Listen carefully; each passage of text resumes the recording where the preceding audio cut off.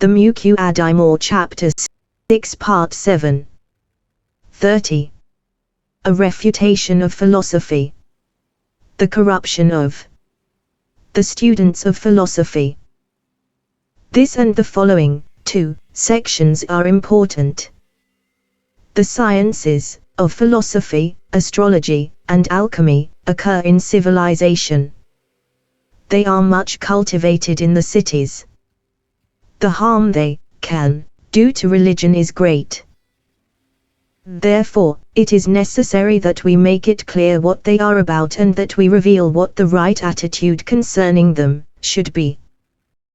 There are certain intelligent representatives of the human species who think that the essences and conditions of the whole of existence, both the part of it perceivable by the senses and that beyond sensual perception, as well as the reasons and causes of those essences and conditions, can be perceived by mental speculation and intellectual reasoning. They also think that the articles of faith are established as correct through intellectual speculation and not through tradition, because they belong among the intellectual perceptions. Such people are called philosophers, philosopher, plural of philosoph, which is Greek and means lover of wisdom. 1011. They did research on the problem of perception. With great energy, they tried to find the purpose of it.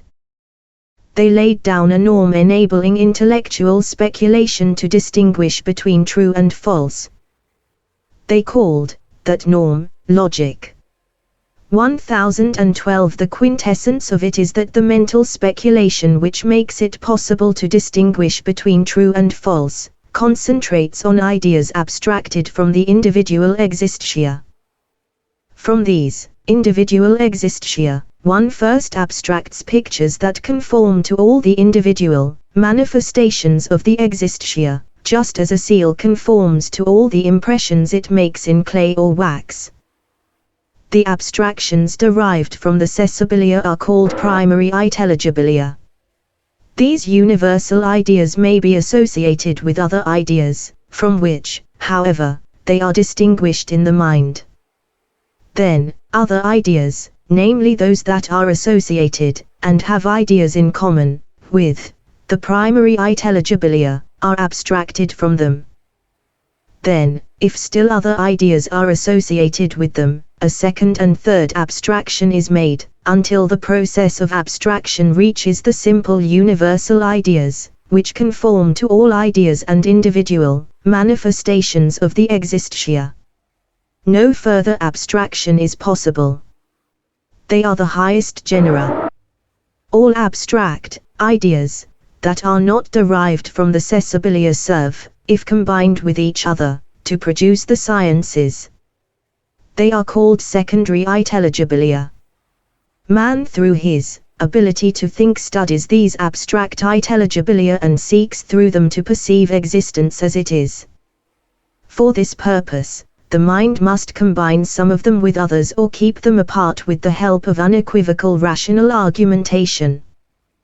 This should give the mind a correct and conformable perception of existence, if the process takes place according to a sound norm, as mentioned before.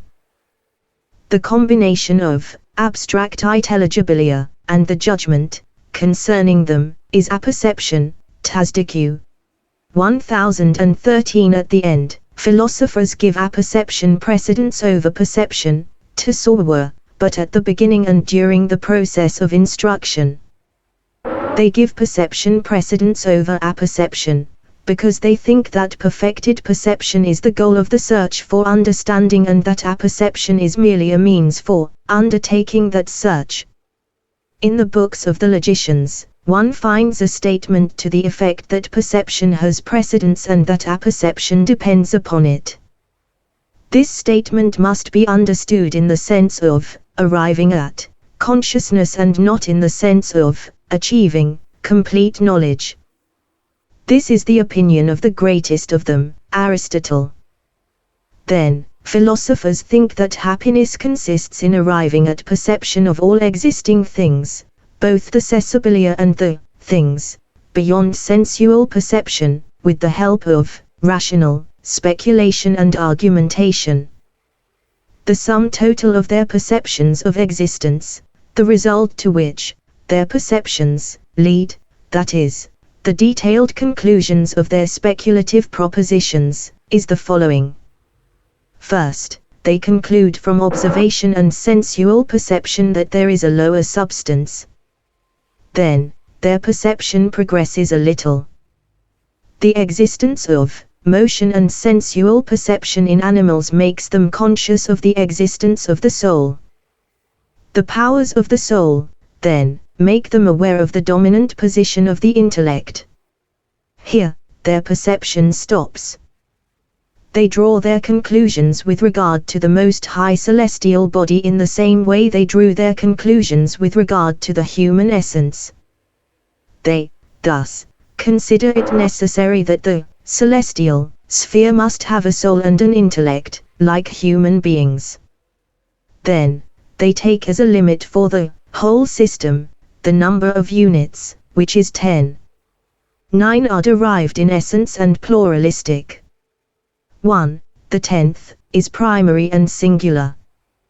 1014. They assume that happiness consists in the perception of existence with the help of such conclusions, if, at the same time, such perception is combined with the improvement of the soul and the soul's acceptance of a virtuous character. 1015. Even if no religious law had been revealed, to help man to distinguish between virtue and vice, they think the acquisition of virtue possible by man because he is able to distinguish between vice and virtue in his actions by means of his intellect, his ability to speculate, and his natural inclination toward praiseworthy actions, his natural disinclination for blameworthy actions. They assume that when the soul becomes virtuous, it attains joy and pleasure, and that ignorance of moral qualities means eternal pain. This, in their opinion, is the meaning of bliss or punishment in the other world. They go further in this manner, and by the words they use, they display their well-known obtuseness as far as details are concerned. The leading representative of these doctrines, who presented the problems connected with them, wrote books on them as the subject of a systematic science, and penned the arguments in favor of them, as far as we presently know, was Aristotle the Macedonian, from Macedonia in Byzantine territory. A pupil of Plato and the teacher of Alexander. He is called the first teacher, 1016, with no further qualification. It means teacher of logic, because logic did not exist in an improved form before Aristotle. He was the first to systematize the norms of logic and to deal with all its problems and to give a good and extensive treatment of it. He would, in fact, have done very well with his norm of logic if, only, it had absolved him of responsibility for the philosophical tendencies that concern metaphysics. 1017. Later, in Islam, there were men who adopted these doctrines and followed Aristotle's opinion with respect to them very closely. 1018 except on a few points. This came about as follows. 1019 The Abbasid caliphs had the works of the ancient philosophers translated from Greek into Arabic. Many Muslims investigated them critically. Scholars whom God led astray adopted their doctrines and defended them in disputations. They held different opinions on some points of detail. The most famous of these Muslim philosophers were Abu Azar al-Farabi in the 4th, 10th century, at the time of Saif ad-Dawla, and Abu Ali Ibn Avizier, in the 5th, 11th century, at the time of the Beyids 1020 in Isfahan, and others. It should be known that the opinion the philosophers hold is wrong in all its aspects. They refer all existentia to the first intellect and are satisfied with the theory of the first intellect, in their progress toward the necessary one, the deity. This means that they disregard all the degrees of divine creation beyond the first intellect. Existence, however, is too wide to be explained by so narrow a view. And he creates what you do not know. 1021 The philosophers, who restrict themselves to affirming the intellect and neglect everything beyond it, are in a way comparable to physicists who restrict themselves to affirming the body and who disregard both soul and intellect in the belief that there is nothing beyond the body in God's wise plan concerning the world of existence. The arguments that the philosophers parade for their claims regarding the existentia and that they offer to the test of the norms of logic are insufficient for the purpose. The arguments concerning the corporeal existentia constitute what they call the science of physics. The insufficiency lies in the fact 1022 that conformity between the results of thinking, which, as they assume, are produced by rational norms and reasoning and the outside world, is not unequivocal. All the judgments of the mind are general ones, 1023, whereas the existentia of the outside world are individual in their substances. Perhaps, there is something in those substances that prevents conformity between the universal judgments of the mind and the individual substances of the outside world. At any rate, however, whatever conformity is attested by sensual perception has its proof in the fact that it is observable. It does not have its proof in logical arguments. Where, then, is the unequivocal character they find in their arguments?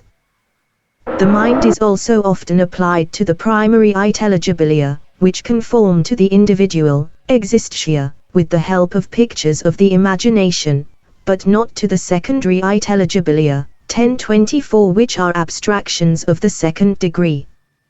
In this case, judgment becomes unequivocal, comparable to judgment in the case of sensibilia, since the primary intelligibilia are more likely to agree with the outside world, because they conform perfectly, by definition, to the individual manifestations of the existentia. Therefore, in this case, one must concede the philosophers' claims in this respect. However, we must refrain from studying these things, since such restraint falls under the duty of the Muslim not to do what does not concern him. 1025 The problems of physics are of no importance for us in our religious affairs or our livelihoods. Therefore, we must leave them alone. The arguments concerning the existentia beyond sensual perception, the spiritualia, constitute what the philosophers call the divine science or science of metaphysics. The essences of the spiritualia are completely unknown. One cannot get at them, nor can they be proven by logical arguments, because an abstraction of intelligibilia from the individual existentia of the outside world is possible only in the case of things we can perceive. 1026 By the senses, from which the universals are thus derived. We cannot perceive the spiritual essences and abstract further quiddities from them, because the senses constitute a veil between us and them. We have, thus, no logical arguments for them, and we have no way whatever of affirming their existence. There are only available to us, in this connection, the situations in which perceptions of the human soul take place, and especially the dream visions which are within the intuitive experience of all. 1027 But beyond that, the reality and attributes of the spiritualia are an obscure matter, and there is no way to learn about them. Competent philosophers have clearly said so. They have expressed the opinion that whatever is immaterial cannot be proven by logical arguments, because it is a condition of logical arguments that their premises must be essential ones. 1028 The great philosopher Plato said that no certainty can be achieved with regard to the divine, and one can state about the divine only what is most suitable and proper. 1029 That is, conjectures. If, after all the toil and trouble, we find only conjectures, the conjectures that we had at the beginning may as well suffice us. What use, then, do these sciences and the pursuit of them have? We want certainty about the existentia that are beyond sensual perception. 1030 While, in their philosophy, those conjectures are the limit that human thinking can reach. The philosophers say that happiness consists in coming to perceive existence as it is, by means of logical arguments. This is a fraudulent statement that must be rejected. The matter is as follows. Man 1031 is composed of two parts. One is corporeal. The other is spiritual, and mixed with the former.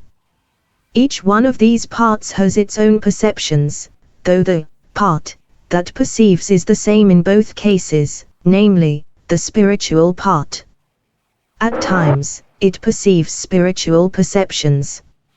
At other times, it perceives corporeal perceptions. However, it perceives the spiritual perceptions through its own essence without any intermediary, while it perceives the corporeal perceptions through the intermediary of organs of the body, such as the brain and the senses. Now, anybody who has perceptions greatly enjoys whatever he perceives. For example, a child having its first corporeal perceptions, which, like all corporeal perceptions, come through an intermediary, greatly enjoys the light it sees and the sounds it hears. Thus, there can be no doubt that the soul finds even greater joy and pleasure in perceptions that come from its own essence without an intermediary. When the spiritual soul becomes conscious of the perception coming to it from its own essence without an intermediary, it derives from it inexpressible joy and pleasure. Such perception cannot be achieved by intellectual speculation and science.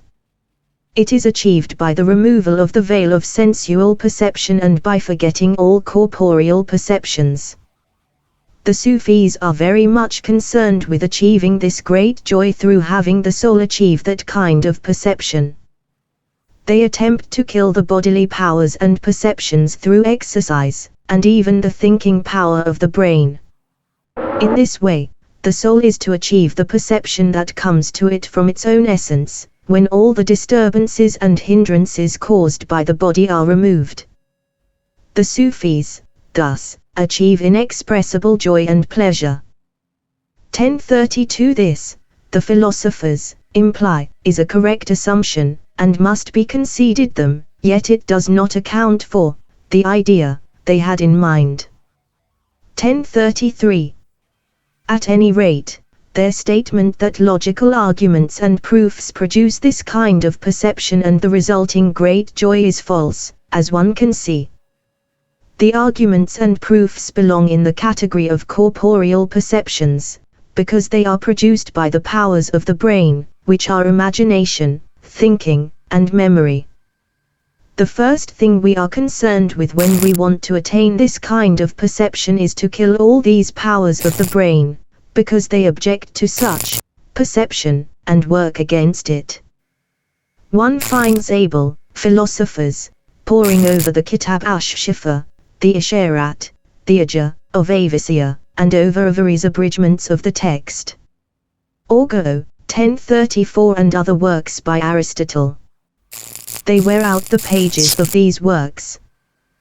They firmly ground themselves in the arguments they contain, and they desire to find in them that portion of happiness they believe they contain. They do not realize that in this way they only add to the obstacles on the road to happiness.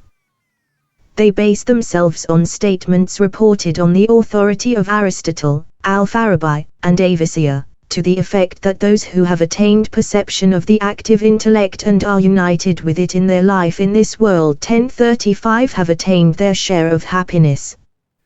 To them, the active intellect means the first, highest, of the degrees of the spiritualia from which the veil of sensual perception is removed. They assume union with the active intellect to be the result of scientific perception. One has seen that this is wrong. When Aristotle and his colleagues speak about union and perception in this way, they mean the perception of the soul that comes to it from its own essence and without an intermediary, but such perception is attained only by the removal of the veil of sensual perception. Furthermore, philosophers state that the great joy originating in that kind of perception is identical with the promised 1036 happiness. This, too, is wrong. The things that have been established by the philosophers make it clear to us that, beyond sensual perception, there is something else perceived by the soul without an intermediary. This causes very great joy to the soul, but we do not think that this makes it definite that it is identical with the happiness of the other world, although it must be one of the pleasures that constitute that happiness. At any rate, their statement that happiness consists in coming to perceive the existential as they are, is wrong. It is based upon the erroneous supposition, which we mentioned before in connection with the principle of divine oneness, 1037, that anybody who has perception comprises the whole of existence in his perceptions. We explained that this assumption is wrong, and that existence is too vast to be completely encompassed or perceived, either spiritually or corporeally. The sum total of all the philosophical doctrines we have set down here is that the spiritual part of man, when it separates from the powers of the body, has an essential perception belonging to a special kind of perceptions, namely, the existential that are encompassed by our knowledge. It does not have a general perception of all the existential, since they cannot be encompassed in their totality. It greatly enjoys this kind of perception, exactly as a child is pleased with its sensual perceptions when it begins to grow up. Nobody, then, should try to tell us that it is possible to perceive all the existential or to achieve the happiness the lawgiver, Muhammad, promised us, if we do not work for it. Away with what you are promised. 1038. Philosophers further state that man is able, by himself, to refine and improve his soul by adopting praiseworthy character qualities and avoiding blameworthy ones. This is connected with the assumption that the great joy that the soul has through the perception coming to it from its own essence, is identical with the promised happiness. For the vices give the soul corporeal habits and the resulting coloring. Thus, they impede it in the realizatio of that perception. Now, we have already explained that happiness and unhappiness are found beyond corporeal and spiritual perceptions. The improvement of the soul that the philosophers have come to know is useful only in that it produces great joy, originating from the spiritual perception that takes place according to rational and established norms. But the happiness beyond such joy, which the lawgiver, Muhammad, promised us if we would act and behave as he commanded us, is something that cannot be encompassed by anybody's perceptions. The leading philosopher, Abu Ali Ibn Avicenna, was aware of this.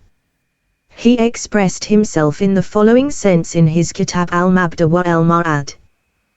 1039. The spiritual resurrection and its circumstances are something that we may come to know by means of rational arguments and reasoning, because it proceeds in a safely natural and uniform manner. Thus, we can use logical arguments for it.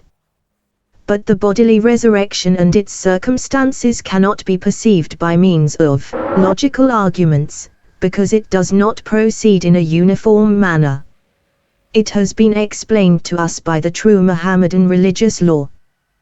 The religious law should, therefore, be considered and consulted with regard to the circumstances of the bodily resurrection. Thus, as one has seen, the science of logic is not adequate to achieve the avowed intentions of the philosophers.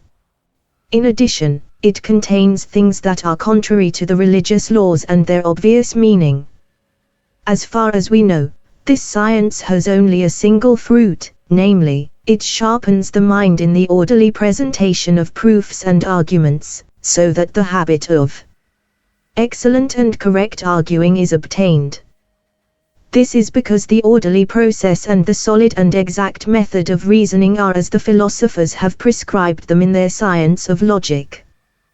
They employ logic a good deal in the physical and mathematical sciences as well as in the science that comes after them, metaphysics.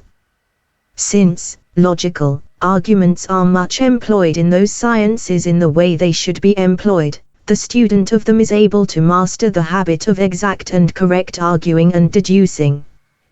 Even if those sciences are not adequate to achieve the intentions of the philosophers, they constitute the soundest norm of philosophical speculation that we know of.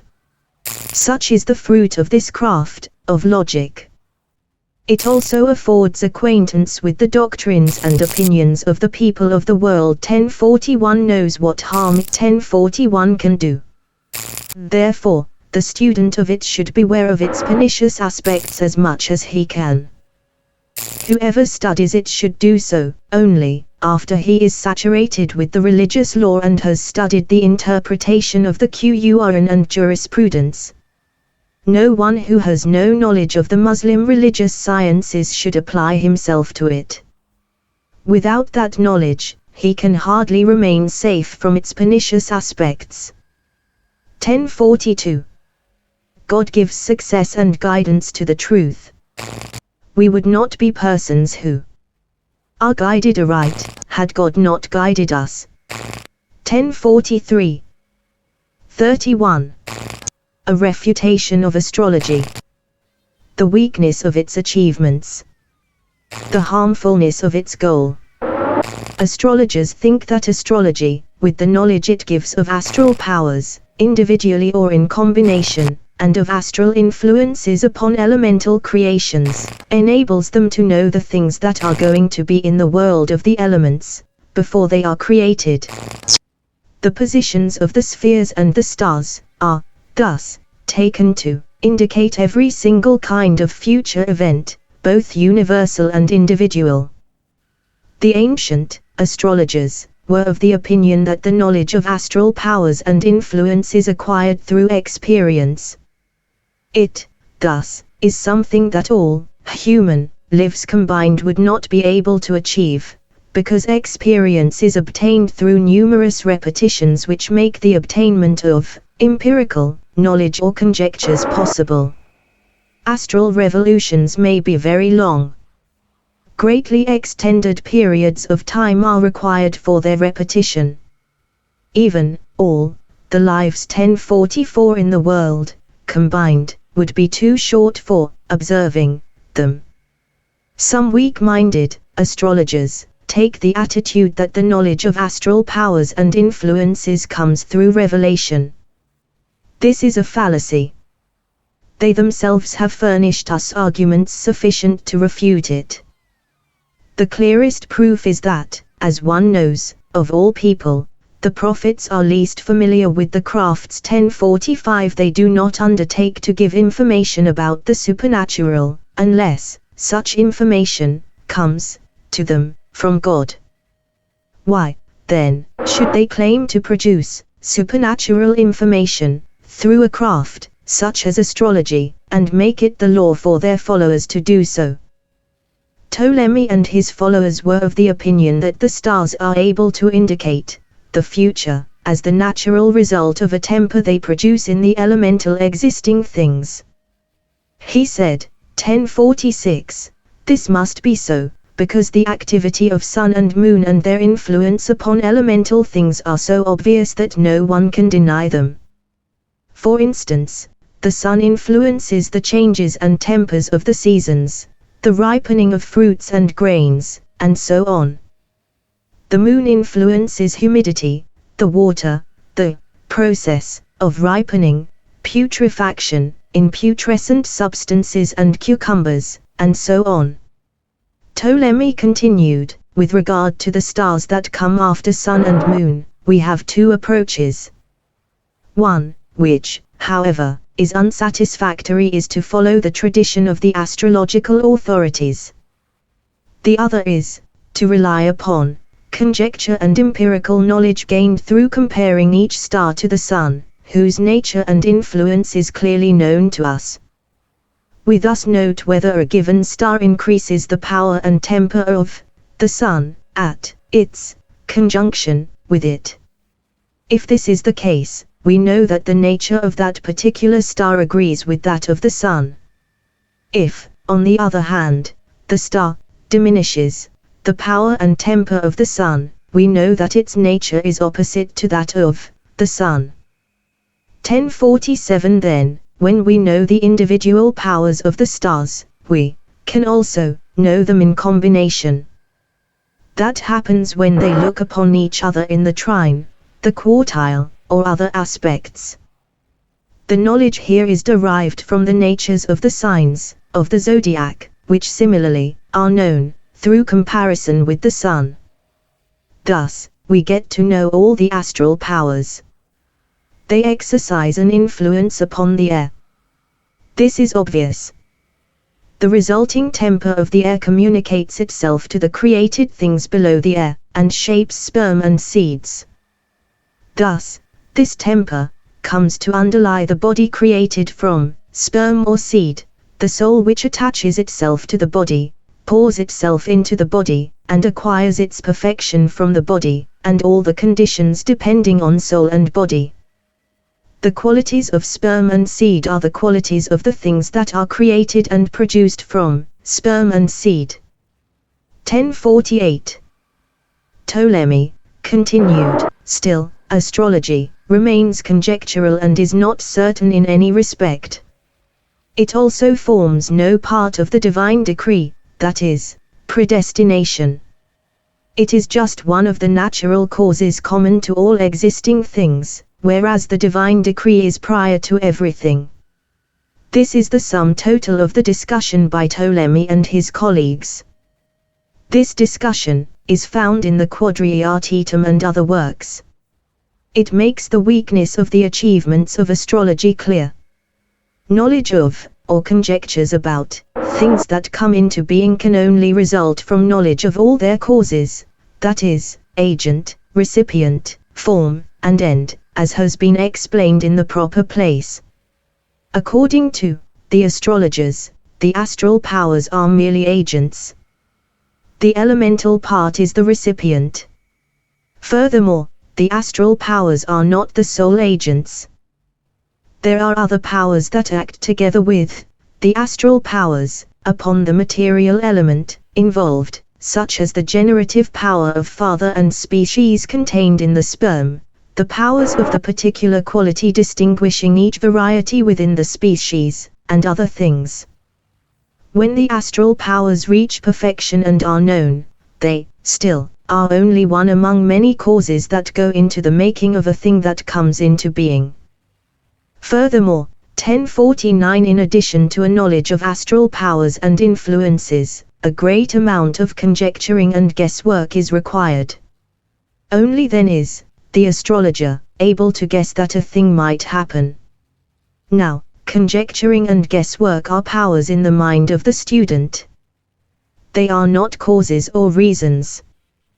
1050 Of the things that come into being, without conjectures and guesswork, astrology steps down from conjecture to doubtfulness. 1050 Such is the situation, even if one's knowledge of the astral powers is accurate and without defect. Now, that is difficult. The ability to calculate the courses of the stars is required in order to know their positions. Moreover, it is not proven that every star has its own particular power.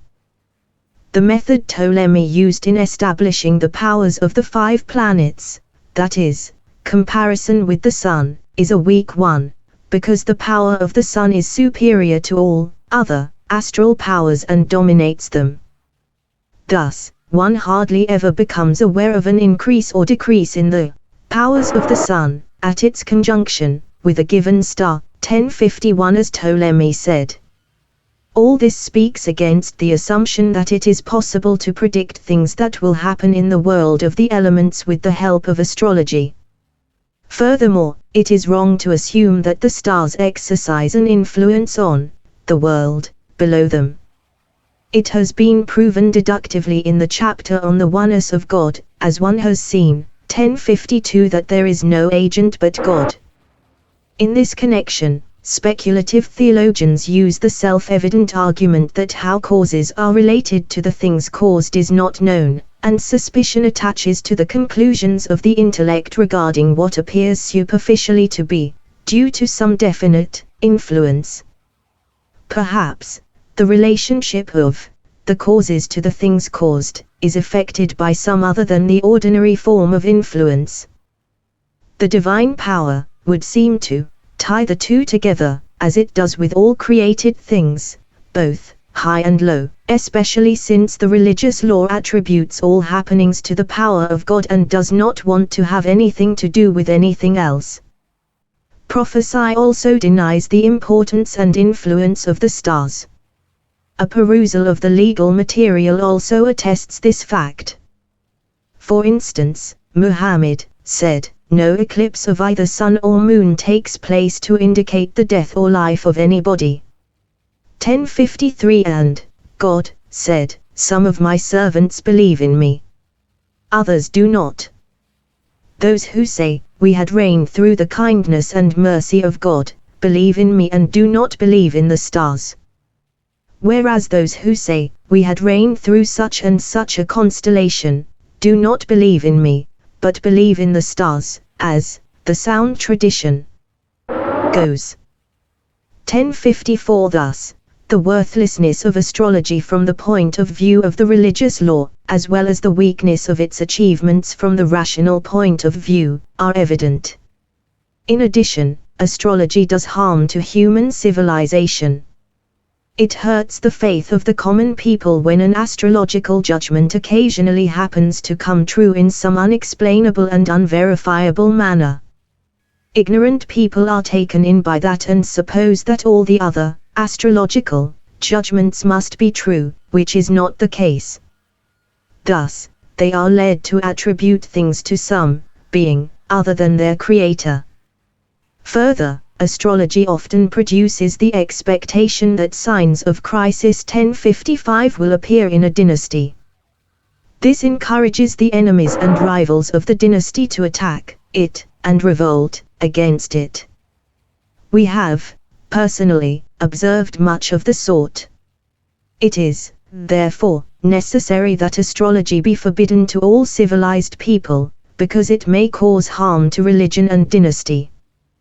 The fact that it exists as a natural part of human perceptions and knowledge does not speak against the need to forbid it. God and evil exist side by side in the world and cannot be removed. Responsibility comes in connection with the things that cause good and evil.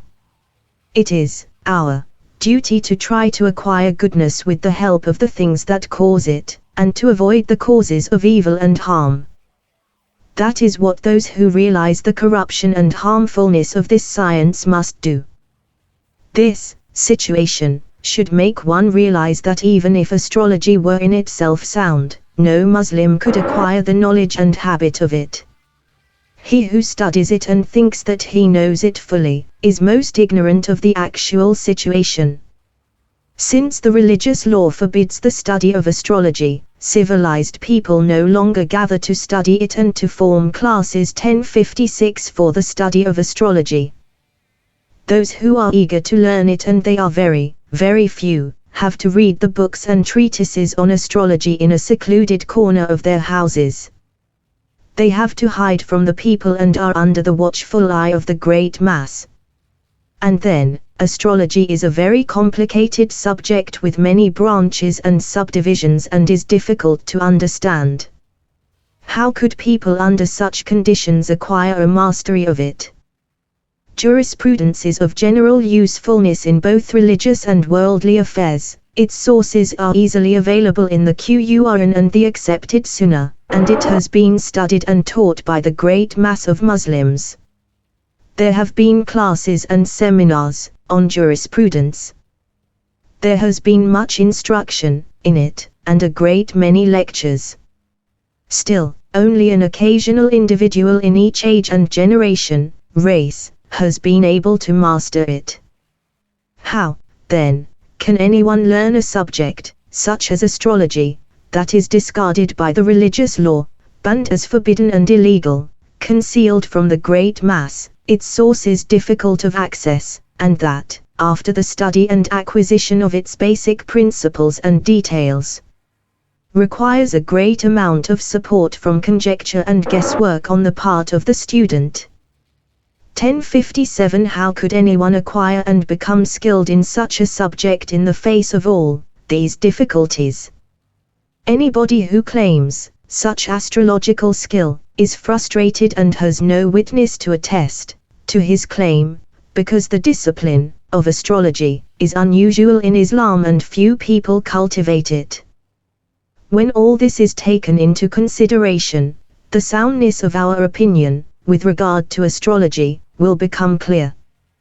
God knows the supernatural secrets, and he does not disclose to anyone his supernatural secrets.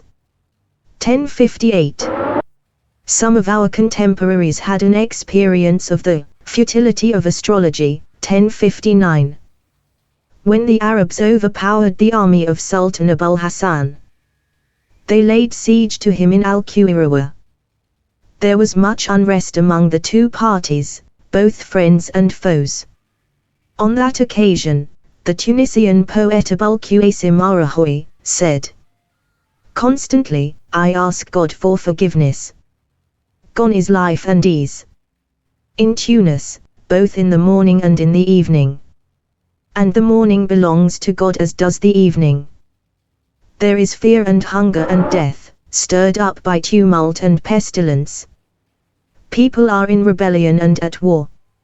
Rarely does anything good come out of rebellion. The partisans of Ahmed think that perdition and ruin have descended upon Ali 1060. And the others say, he, Ali, will be brought back to you by a mild zephyr. God is above this one and that one. He destines for his two servants whatever he wishes. O you observer of the retreating, running 1061, stars! What did these heaven-ly bodies do?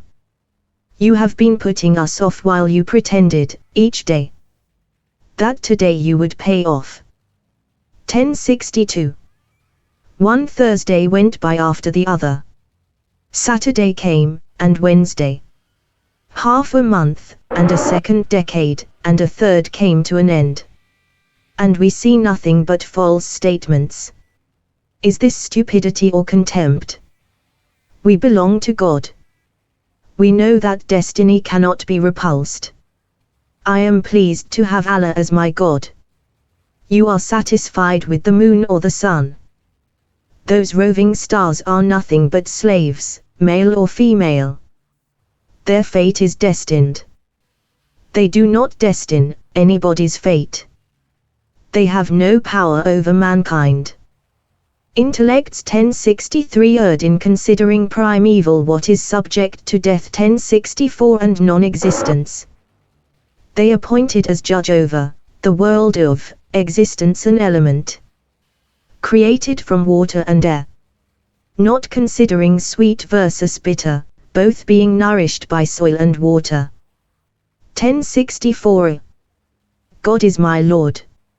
I do not know what atom and vacuum are, nor what the Hyle is which proclaims, I cannot be without form, nor what existence is or non-existence, nor persistence and annihilation. I do not know what acquisition 1065 is except something resulting from buying and selling. My dogma and religion are. What dogma and religion were when the people were saints? Since there are no details, no basic principles, no dispute, and no doubting. As long as one follows early Islam and the remainder 1066. What a good thing it is to take early Islam, as model. The early Muslims were as one knows them to have been. In their time, the Babel of the theologians did not exist. O you contemporary Ash'aris! I have been taught by summer and winter. 1067 I am requited for evil with evil, and good is the reward for good. If I am obedient to God, I shall be saved. If I am disobedient, still, I have hope. I am under the control of a Creator. 1068. Who is obeyed by the divine throne and the earth. 1069. It 1070 is not in your writings, but the divine judgment and fate have predestined it. If al-Ash'ari were told who the present-day followers of his opinions are, he would say, tell them that I have nothing to do with what they say. 32. A denial of the effectiveness of alchemy. The impossibility of its existence. The harm that arises from practicing it. 1071.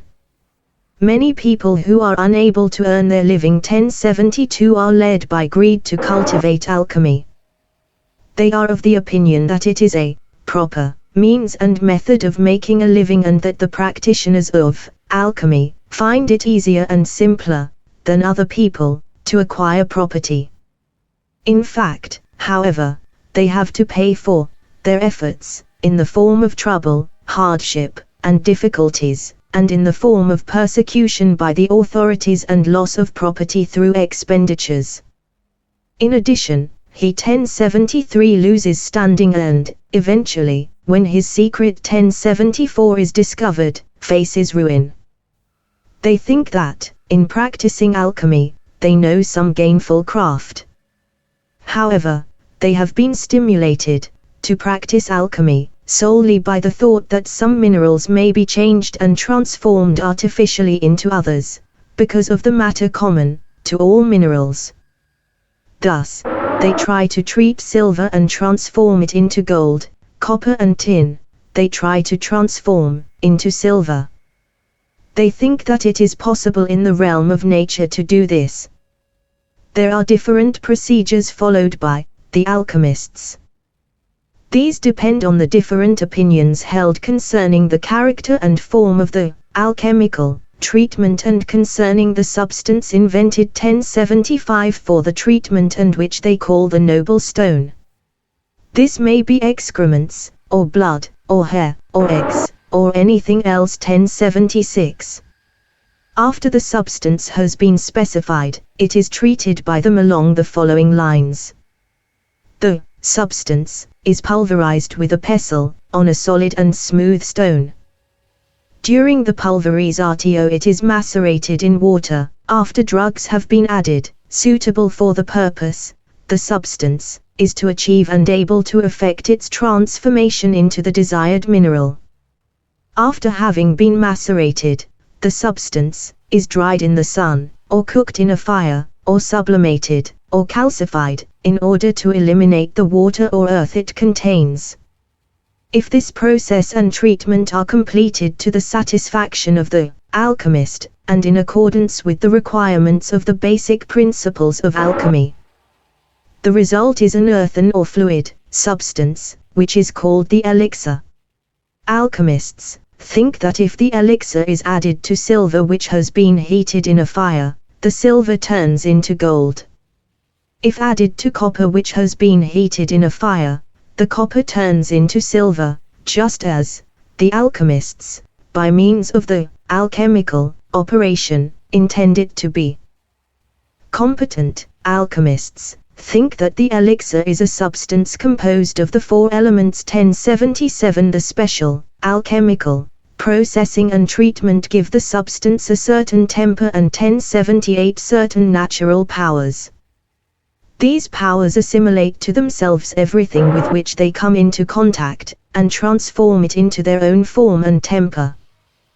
They transmit their own qualities and powers to it, just as yeast in bread assimilates the dough to its own essence and produces in the bread its own looseness and fluffiness, so that the bread will be easily digestible in the stomach and quickly transformed into nourishment. 1079. In the same way, the elixir of gold and silver assimilates the minerals with which it comes into contact to gold and silver, and transforms them into the forms of gold and silver. This, in general, is the sum total of the theory of alchemists. We find that the alchemists constantly experiment with the alchemical process and hope to find their sustenance and livelihood in it. They transmit to each other the rules and basic principles of the treatment as derived from the books of the leading earlier alchemists. They pass these books around among themselves and discuss the meaning and interpretation of the puzzling expressions and secrets in them.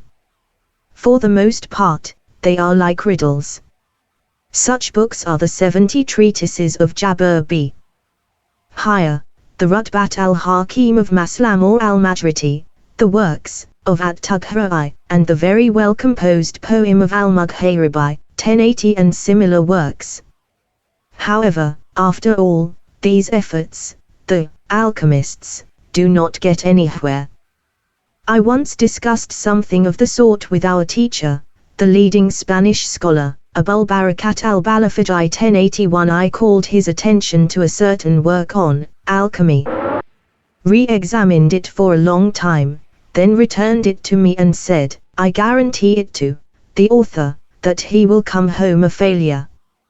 Certain alchemists restricted themselves to mere forgery. It may be of an obvious type, such as covering silver with gold, or copper with silver, or mixing the two metals in the ratio of 1:2, or 1:3. Or it may be a concealed type of forgery, such as treating a mineral to make it look like another similar one. Copper, for instance, may be blanched and softened with sublimate of mercury. Thus, it turns into a mineral that looks like silver to anyone but an expert assayer. 1082. Such forgers use their product to coin money with the official imprint, which they circulate among the people. Thus, they cheat the great mass with impunity. Theirs is the most contemptible and pernicious profession there could be. The forgers conspire to steal the property of the people, for they give copper for silver, and silver for gold, so as to get exclusive possession of other people's property. They are thieves, or worse than thieves. Most of that sort of people here in the Maghrib are Berber students 1083 who choose for their territory remote regions and the homes of stupid people. They visit the mosques of the Bedouins and convince rich 1084 Bedouins that they know how to make gold and silver. People are very much in love with gold and silver. They are eager to spend all their money to search for them. This attitude enables the Berber students to make a living. They must go about their activity fearfully and under the watchful eye of the authorities. Eventually, their inability to produce gold and silver becomes evident and they are disgraced. Then, they flee to another place and start the whole business anew. 1085. They cause wealthy people to succumb to the desire of obtaining what they have to offer. In this way, they constantly work hard trying to make a living. There is no point talking with that sort of people, because they have reached the limit in ignorance and viciousness and make a business out of thievery. The only way to cure them is for the government to take energetic measures against them, to seize them wherever they are, and to cut off their hands, as thieves, whenever their activities are discovered, for those activities mean deterioration of the currency, a matter of general concern. The currency, in circulation, is the very backbone of everyone's wealth. The ruler has the obligation to keep it intact, to watch over it, and to take energetic measures against those who corrupt it. However, it is possible for us to talk with alchemists who do not like such forgeries, but avoid them and refrain from corrupting the currency and coinage of the Muslims. They merely seek to transform silver into gold, or lead and copper and tin into silver. With the help of a particular alchemical process and the elixir which results from it. We can discuss with them and investigate their achievements in this respect. Yet, we know of not one in the world who has attained the goal of alchemy, or got any desirable result out of it. Alchemists spend their lives on the alchemical treatment, using the pestle and muller, subliming and calcifying, and running risks in collecting drugs and searching for them. They tell stories about other alchemists who attained the goal of alchemy, or were successful. They are satisfied with listening to these stories and discussing them. They have no suspicions as to whether, or not, they can be considered true. They are like people who are infatuated with something and taken in by fanciful stories about the subject of their infatuation. When they are asked whether the story has been verified by actual observation, they do not know. They say, "We have heard about it, but have not seen it." This has been the case with alchemists in every age and of every race, generation. It should be known that the practice of this art is something very ancient in the world. Ancient and modern scholars have discussed it. We shall report their opinions in this connection and then state what seems to us the actual truth of the matter. God gives success to that which is correct. We say, the philosophers base their discussion of alchemy on the condition of the 7 malleable 1086 minerals, gold, silver, lead, tin, copper, iron, and Kazi 1087. The question is whether these 7 metals are different in their specific differences, 1088, each constituting a distinct species, or whether they differ in certain properties and constitute different kinds of one and the same species. Abu Azar al-Farabi and the Spanish philosophers who followed him held the opinion that all the metals are of one and the same species and that their difference is caused by qualities, such as humidity and dryness, softness and hardness, and colors, such as yellow, white, and black. All of them are different kinds of one and the same species. On the other hand, Avicenna and the Eastern philosophers who followed him were of the opinion that the metals differ in specific difference and constitute different species of their own, each of which exists in its own right and has its own specific difference and genus, like all other species. On the strength of his opinion that all the metals are of one and the same species, Abu Azar al-Farabi assumed that it is possible for one metal to be transformed into another, because it is possible to transform accidents and treat them artificially. From this point of view, he considered alchemy possible and easy. 1089. Avicenna, on the other hand, on the strength of his opinion that all the metals belong to different species, assumed that the existence of alchemy must be denied and is impossible. 1090. His assumption is based on the fact that specific differences cannot be influenced by artificial means. They are created by the Creator and Determiner of things, God Almighty. Their real character is utterly unknown and cannot be perceived, tasawwur. How, then, could one attempt to transform them by artificial means? At-Tughra'i, one of the great alchemists, considered Avicenna's statement erroneous. He objected that alchemical treatment and processing does not mean a new creation of a specific difference, but merely the conditioning of a substance for the acceptance of a particular specific difference. After a given substance is conditioned, it gets its new specific difference from its creator and originator. This might be compared to the way light pours upon bodies as the result of polishing and giving them luster. We do not have to perceive, tasawwur, or know how this comes about. At-Tughra'i continued, in fact, we know about the spontaneous generation of certain animals, even though we are ignorant of their specific differences.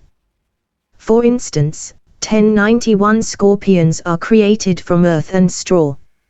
Snakes are created from hair. Agricultural scholars 1092 mention that bees, when they no longer exist, are created, again, from calves, and that reeds come out of the horns of cloven-hoofed animals and are transformed into sugar cane. When the horns are filled with honey while the soil is being prepared for them, to be planted. Why, then, should it be impossible for us to make similar observations in the case of 1093 minerals? All that comes about by artificial means applied to a given substance. Treatment and processing conditions the substance for the acceptance of specific differences, no more. At Tughra continued, we attempt something similar with regard to gold and silver. We take a certain matter possessing primary preparedness for the acceptance of the form of gold and silver. We treat it and then we attempt to process it until it possesses fully the preparedness to accept the specific difference of gold and silver. This is the gist of At-Tughra's discussion. He is right in his refutation of Avicii. We, however, have another starting point for refuting the alchemists. It shows that the existence of alchemy is impossible and that the assumptions of all who defend alchemy, not only those of At-Tughra and Avicii, 1094 are wrong. Our argument is as follows. The alchemical process follows these lines. The alchemists take a substance possessing primary preparedness. They use it as the basis. In treating and processing it, they imitate the way nature processes substances in mines and, eventually, transforms them into gold or silver. They try hard to increase the active and passive powers in the process, so that it will be completed in a shorter time than required by nature. It has been explained in the proper place that an increase in the power of the agent shortens the time needed for his activity. Now, it is clear that the generation of gold in the mine is completed only after 1080 years, which is the period of the Great Revolution of the Sun 1095 if the powers and qualities used in the process are greatly increased.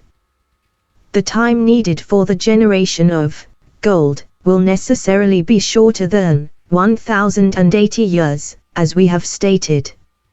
Or, through processing, the alchemists choose to give the basic substance a form of composition to make it like yeast, and thus capable of producing the desired transformation in the processed matter.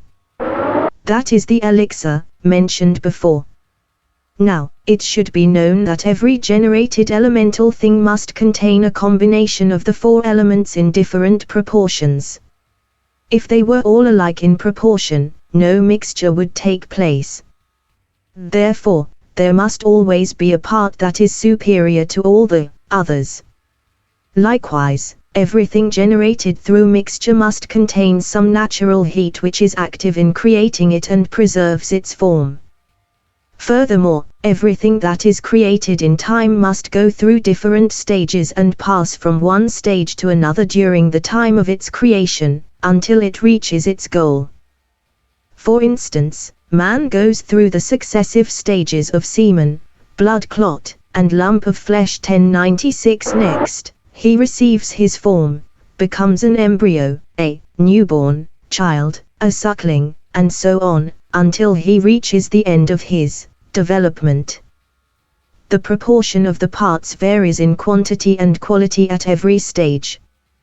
Were that not the case, the first stage would be identical with the last. The natural heat, too, is different at each stage. One may now consider through how many stages and conditions gold must have passed in the mine over a period of 1080 years. The alchemist has to follow the action of nature in the mine and imitate it in his treatment and processing, until it is completed. Now, it is a condition of every craft that its practitioner perceive and know to soar the goals he intends to reach with the help of that particular craft. A current saying of the sages to this effect runs, "The beginning of action is the end of thinking, and the end of thinking is the beginning of action." 1097. Thus, the alchemist must perceive and know the different conditions of gold in the numerous stages of its development, the different proportions of its component elements belonging to the different stages, the resulting differences in natural heat, how much time is spent at each stage, and how much of an increase in power is needed to substitute for and supplant the natural development. All this should finally enable him to imitate the action of nature in the mine, or to prepare for a certain substance a form of composition that would be what the form of yeast is for bread, active in the particular substance in proportion to its powers and quantity. All this is known only to the all-comprehensive knowledge of God. Human science is unable to achieve it. Those who claim to have made gold with the help of alchemy are like those who might claim the artificial creation of man from semen. If we could grant to someone an all-comprehensive knowledge of the parts of man, his proportions, the stages of his development, the way he is created in the womb, if he could know all this in all its details, so that nothing escapes his knowledge, then we would grant him the ability to create a human being. But where does anyone possess such knowledge? Let us present here a short restatement of the argument, so that it can be easily understood. We say, the general lines followed in alchemy and the sum total of the claims alchemists make for the alchemical treatment are that it follows and imitates mineral nature by artificial action, until a particular mineral substance is generated, or until a substance is created that has certain powers, a capacity to act, and a form of composition acting upon a given substance as nature does, thus changing and transforming it into its own form. The technical action must be preceded by detailed, consecutive perceptions, to soar, of the various stages of the mineral nature one intends to follow and imitate, or in which one intends the powerful substance to be active. Now, there is an unlimited number of such stages. Human knowledge is not able to comprehend even a lesser number. It is comparable to wanting to create human beings or animals or plants. This is the sum total of the argument. It is the most reliable argument I know of. It proves the impossibility of alchemy, but neither from the point of view of the specific differences of the metals, as above, 1098, nor from that of nature. It proves it from the point of view of the impossibility of complete comprehension and the inability of human beings to have an all-comprehensive knowledge. Avicea's remarks say nothing of the sort. There is another aspect to alchemy proving its impossibility. It concerns the result of alchemy. This is as follows. It was God's wise plan that gold and silver, being rare, should be the standard of value by which the profits and capital accumulation of human beings are measured. Now, if it were possible to obtain gold and silver artificially, God's wise plan in this respect would be foiled. Gold and silver would exist in such large quantities that it would be no use to acquire them. 1099. There is still another aspect to alchemy, proving its impossibility. Nature always takes the shortest way in what it does. It does not take the longest and most complicated one. Now, if, as the alchemists suppose, the artificial method were sound, shorter, and took less time than that which nature follows in the mine, nature would not have abandoned it in favor of the method it has chosen for the generation and creation of gold and silver.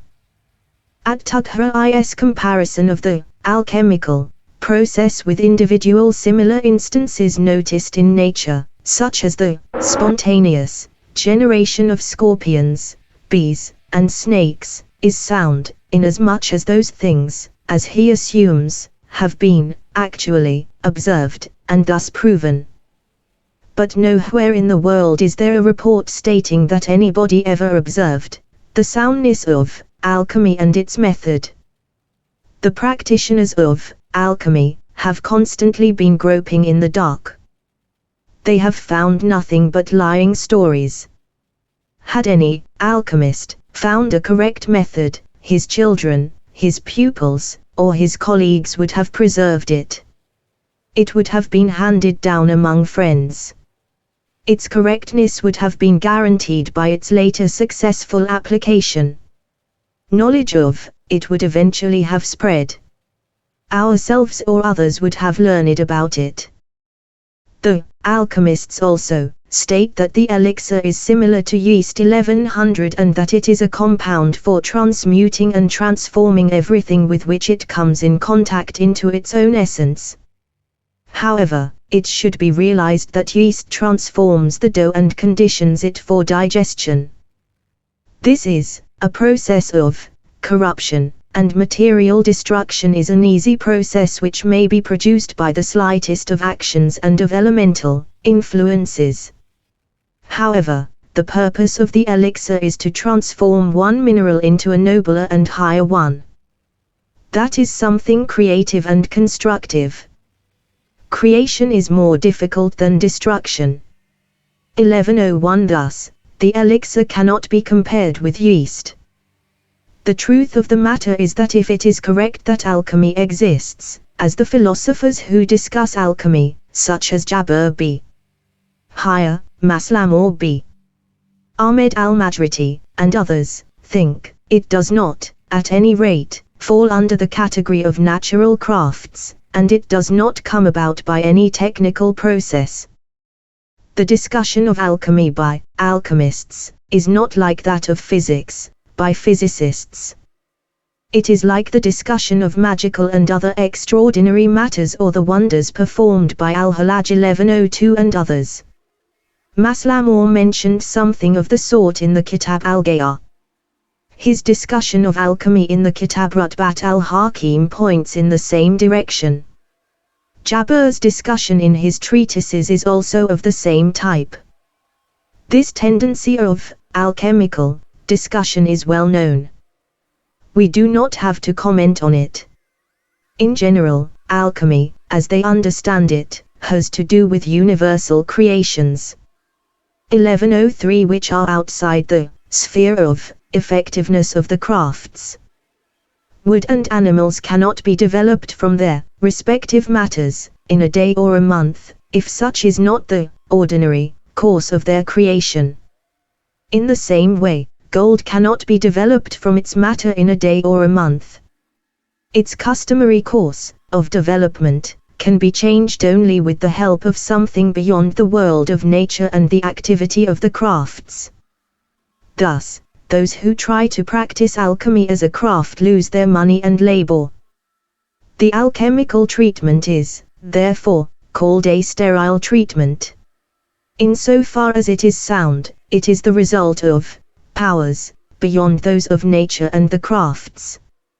It is comparable to walking upon water, riding in the air, passing through solid substances, 1104 and similar acts of divine grace that are performed by saints and break through the customary course of nature. Or, it may be compared to the creation of birds and similar miracles of the prophets. God says, "And when you created something like the form of a bird from clay with my permission, and you blew into it, and the form thus became a bird with the permission of God." 1105. The way in which miracles of an alchemical nature are performed depends on the condition of the person to whom such miracles are granted. They may be granted to a pious person who passes them on to someone else. They are in this case loaned to the other person, but he, at any rate, is able to perform them. Or, they may be granted to a worthless person who cannot pass them on. In this case, they cannot be performed by someone else. It is in this sense that the performance of alchemical miracles is magical. Thus, it is clear that alchemical miracles are the result of psychic influences and extraordinary wonders, either as miracles or acts of divine grace, or as sorcery.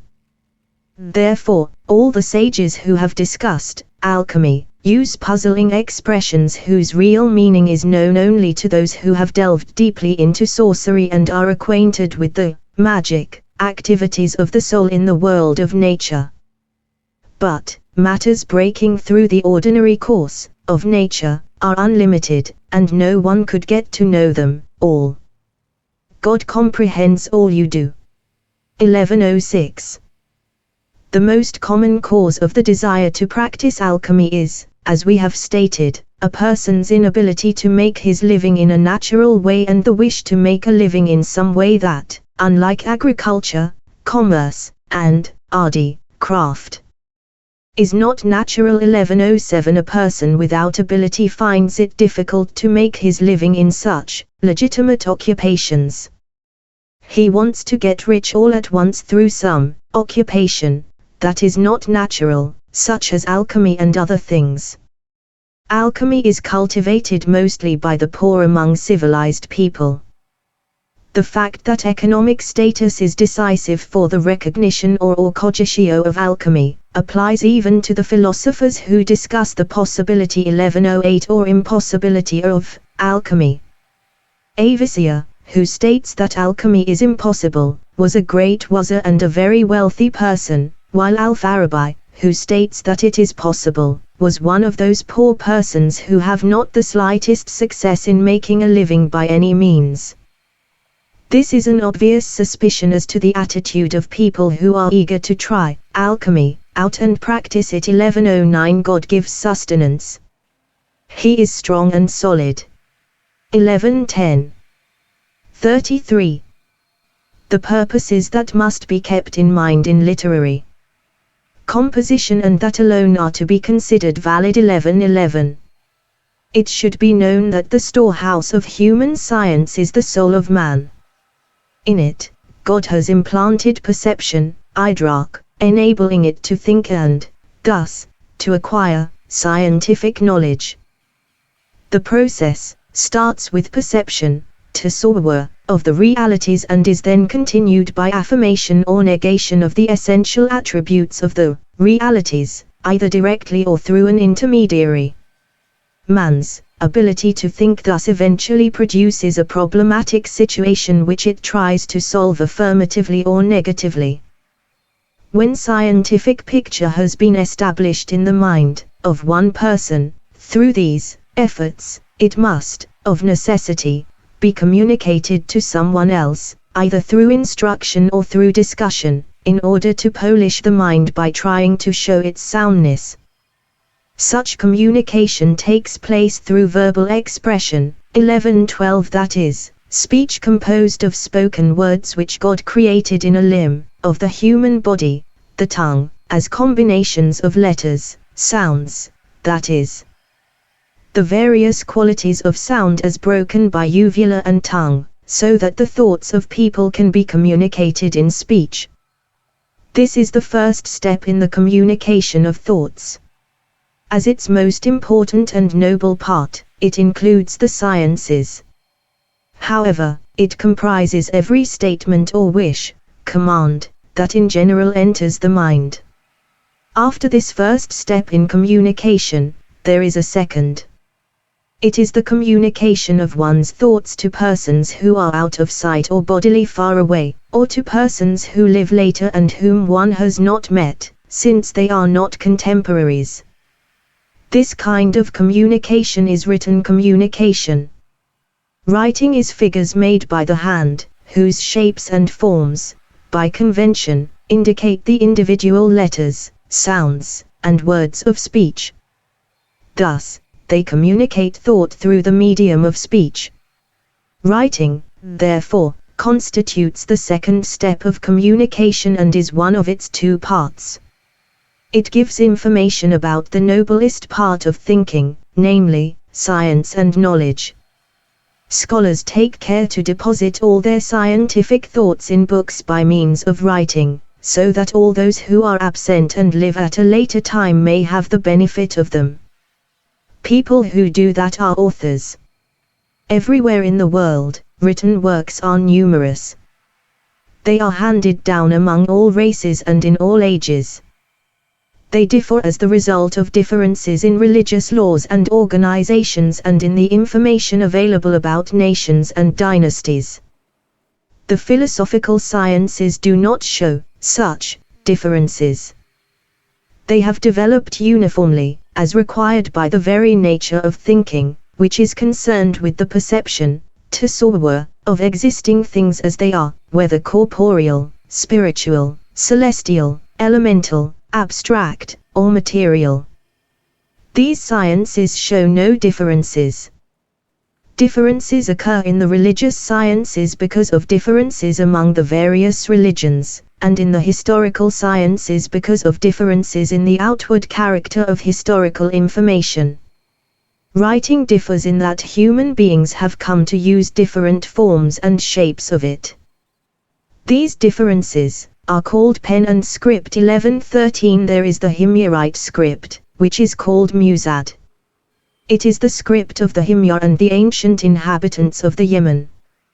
It differs from the writing of the later Muda Arabs, exactly as the language written in the Himyarite script is different from the language of the Muda Arabs, though all of them are Arabs.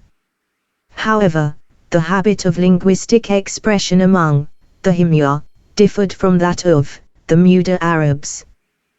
Both have their own general norms, which are evolved inductively from their ways of linguistic expression, and are different from the norms of the other group. Those who do not know the habits of linguistic expression often are mistaken about the relationship between the language of the Himyar and that of the other Arabs. Another script is the Syrian Script. This is the writing of the Nabateans and Chaldeans. Ignorant people often think that because the Nabateans and Chaldeans were the most powerful 1114 nations in antiquity, and the Syrian script is of great antiquity, it is the natural script, whereas all other scripts are conventional ones. This is a fanciful, vulgar idea. No action resulting from choice is a natural one. The fact is simply that the Syrian script 1115 is so old and was used for so long that it became a firmly rooted habit, thought by the observer to be a natural one. Many simpletons have the same idea 1116 about the Arabic language. They say that the Arabs express themselves in good Arabic and speak it by nature. This is a fanciful idea. 1117. Another script is the Hebrew script. It is the writing of the children of Eber, the son of Shelah, who are Israelites, and of other people. Another script is the Latin script, the script of the Latin Byzantines, Romans. They also have their own language. Each nation has its own particular form of writing, which is attributed to it in particular. This applies, for instance, to the Turks, the European Christians, the Indians, and others. However, only 3 scripts are of interest. First, Syrian, because of its antiquity, as we have mentioned. Then, there are Arabic, 1118 since the Qur'an and the Torah were revealed in the Arabic and Hebrew scripts and languages, respectively. These 2 scripts came to be the medium of communication for the texts written in them, that is, the Qur'an and the Torah. 1119 There arose very early an interest in works composed in them, and norms for expressing oneself in that language 1120 according to its particular method. Uslub, 1121 were set forth, so that the obligations of the religious law might be properly deduced from the divine speech of the Qur'an. Then, thirdly, there is Latin, the language of the Byzantine Romans. When they adopted Christianity, which, as mentioned at the beginning of this book, 1122 is entirely based upon the Torah, they translated the Torah and the books of the Israelite prophets into their language, in order to be able to derive the law from Scripture as easily as possible. Thus, they came to be more interested in their own language and writing than in any other. The other scripts are of no interest. Every people employs its own particular kind of script. Now, the purposes that must be kept in mind in literary composition and that alone are to be considered valid were restricted to 7. 1123. 1. The invention of a science with its subject, its division into chapters and sections, and the discussion of its problems. Or the invention of problems and topics of research which occur to a competent scholar and which he wants to communicate to someone else, so that they may become generally known and useful. This, then, is deposited in a written volume, so that a later generation may have the benefit of it. This is what happened, for instance, with the principles of jurisprudence. Ash-Shafi'i was the first to discuss, and briefly to describe, the legal arguments based on the wording of the traditions. Then, the Hafites appeared and invented the problems of analogical reasoning and presented them fully.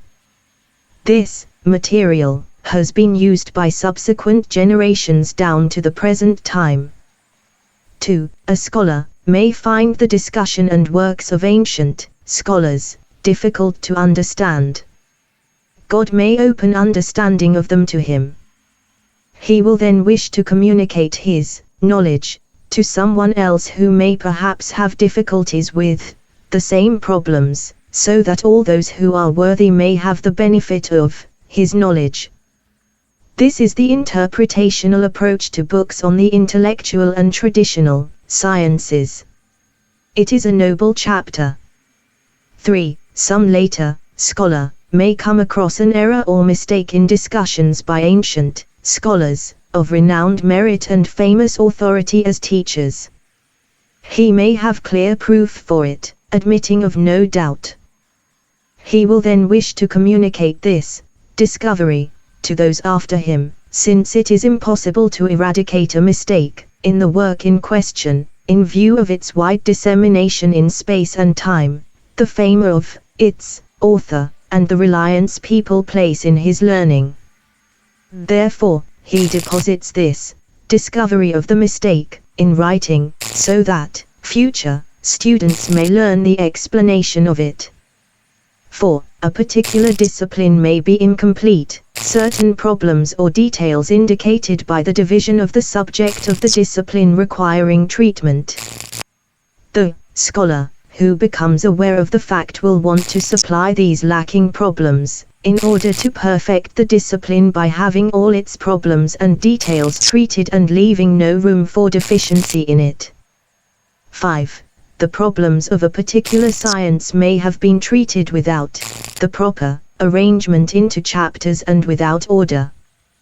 The scholar who becomes aware of that situation will arrange and improve on the problems and put every problem in the chapter where it belongs. This happened to the Muqaddimah, as transmitted by Sahu on the authority of Ibn al-Qasim, and to the Utbiyah, as transmitted by al-Utbi on the authority of the companions of Malik. In these works, many problems of jurisprudence were not mentioned in the proper chapters. Therefore, Ibn Izid improved upon the Muqaddimah, while the Utbiyah remained unimproved.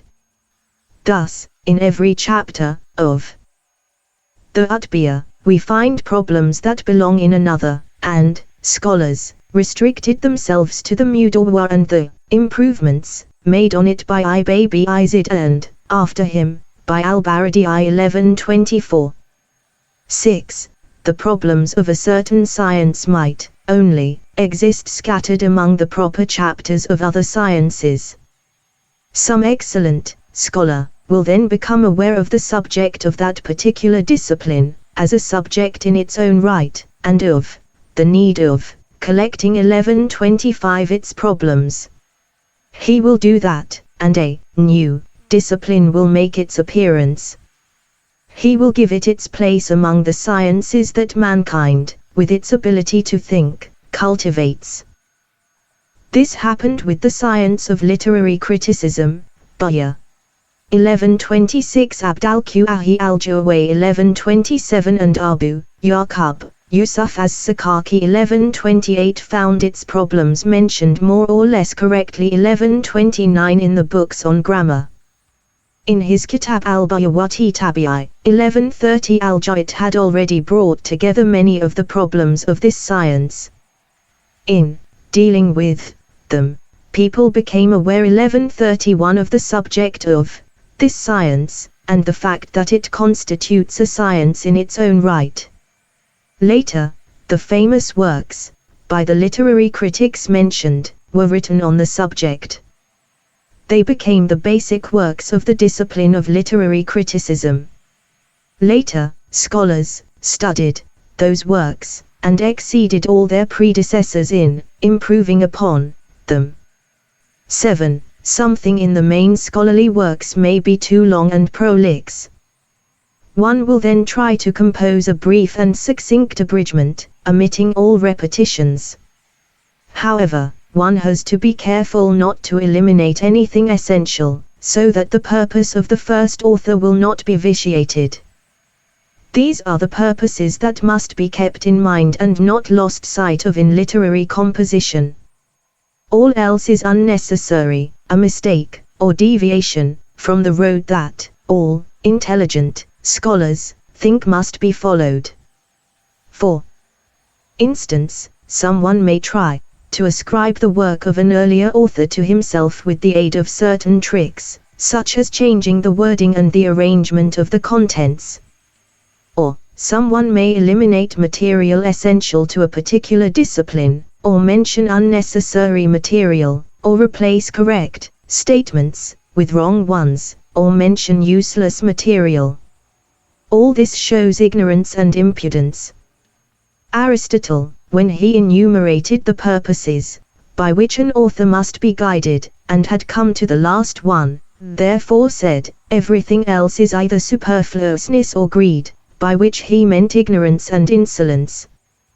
We take refuge in God from doing what an intelligent person ought not to do. God guides to the things that are most correct. 1132. 34. The great number of scholarly works available is an obstacle on the path to attaining scholarship. It should be known that among the things that are harmful to the human quest for knowledge and to the attainment of a thorough scholarship are the great number of works available, the large variety in technical terminology needed for purposes of instruction, and the numerous different methods used in those works. 1133 The student is required to have a ready knowledge of all that. Only then is he considered an accomplished scholar. Thus, the student must know all the works, or most of them, and observe the methods used in them. 1134 His whole lifetime would not suffice to know all the literature that exists in a single discipline, even if he were to devote himself entirely to it. Thus, he must of necessity fall short of attaining scholarship. For the Malikite school of jurisprudence, this situation may be exemplified, for instance, by the Muqaddimah, its legal commentaries, such as the books of Ibn Us, Al-Alchemy, and Ibn Basi, and the notes and introductions to it. 1135 Or, one may take the sister work of the Muqaddimah, the Utbliya, and the work written on it by Ibrushd under the title of Al-Bayawati Tasil, 1136, or the book of Ibn al-Hajib and the works written on it.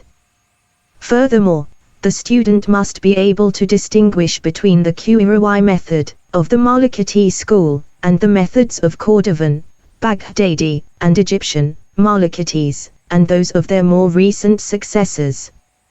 He must know all that. Only then is a person considered able to give juridical decisions. All of these things are variations of one and the same subject. The student is required to have a ready knowledge of all of them and to be able to distinguish between them. Yet, a whole lifetime could be spent on but one of them.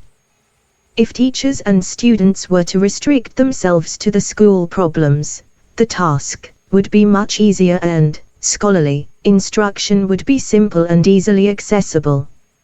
However, this is an evil that cannot be cured, because it has become firmly ingrained through custom. In a way, it has become something natural, which cannot be moved or transformed. Another example is Arabic Philology 1137. There is the Book of Sibawayh and all the literature on it. There are the methods of the Basriyas, the Kufiyas, the Baghdadis, and, later on, the Spaniards, and there are the methods of the ancient and modern philologists, such as Ibn al-Hajib and Ibn Malik, and all the literature on that. This wealth of material requires a great deal from the student. He could spend his whole life on less material.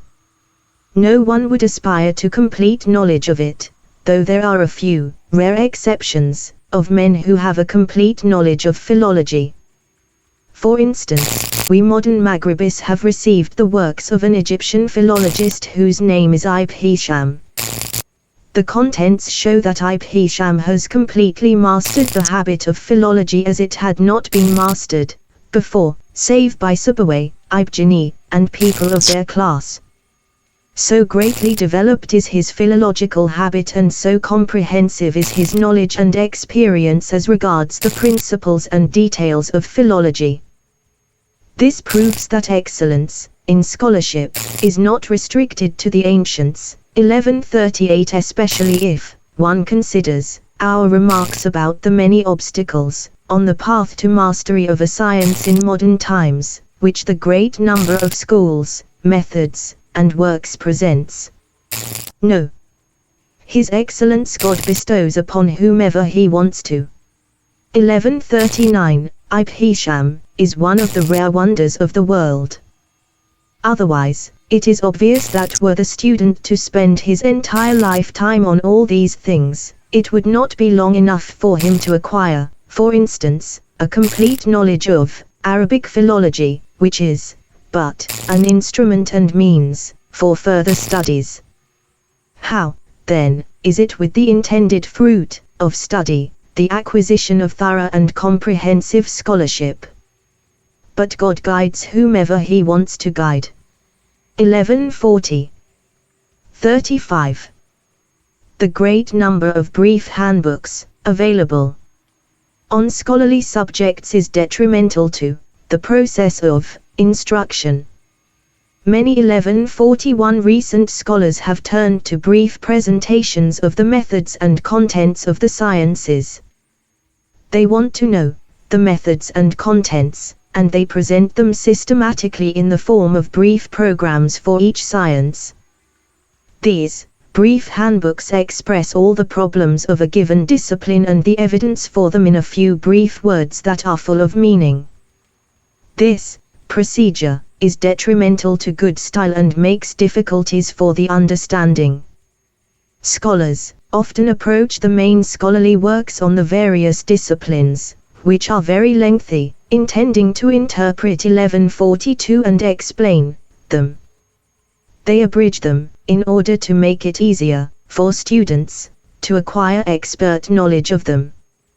Such, for instance, was done by Ibn al-Hajib in Jurisprudence and the Principles of Jurisprudence, 1143 by Ibn Malik in Arabic Philology, 1144 by al-Quji in Logic, 1145 and so on.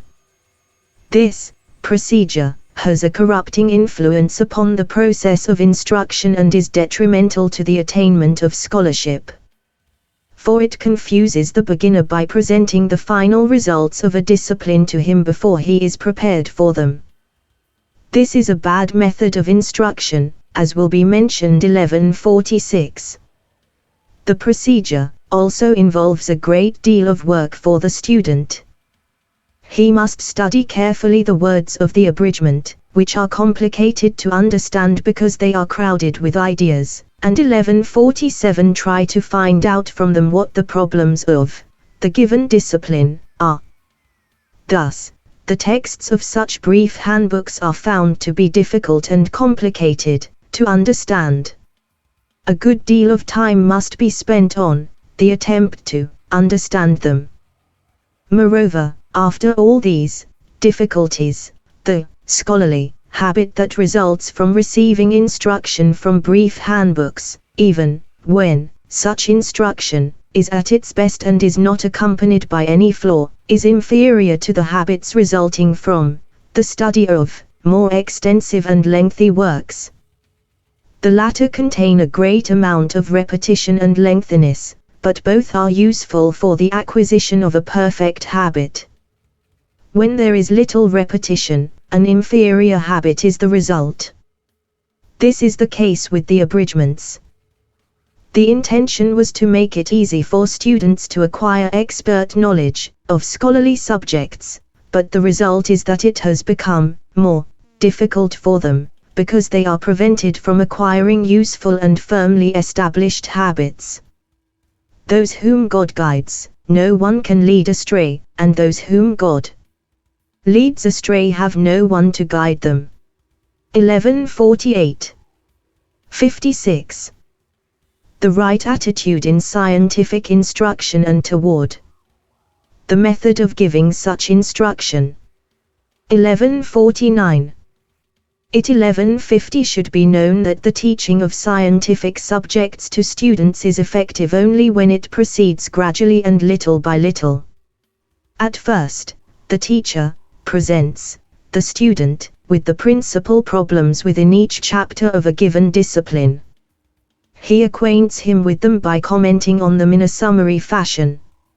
In the course of doing so, he observes the student's intellectual potential and his preparedness for understanding the material that will come his way until the end of the discipline under consideration is reached.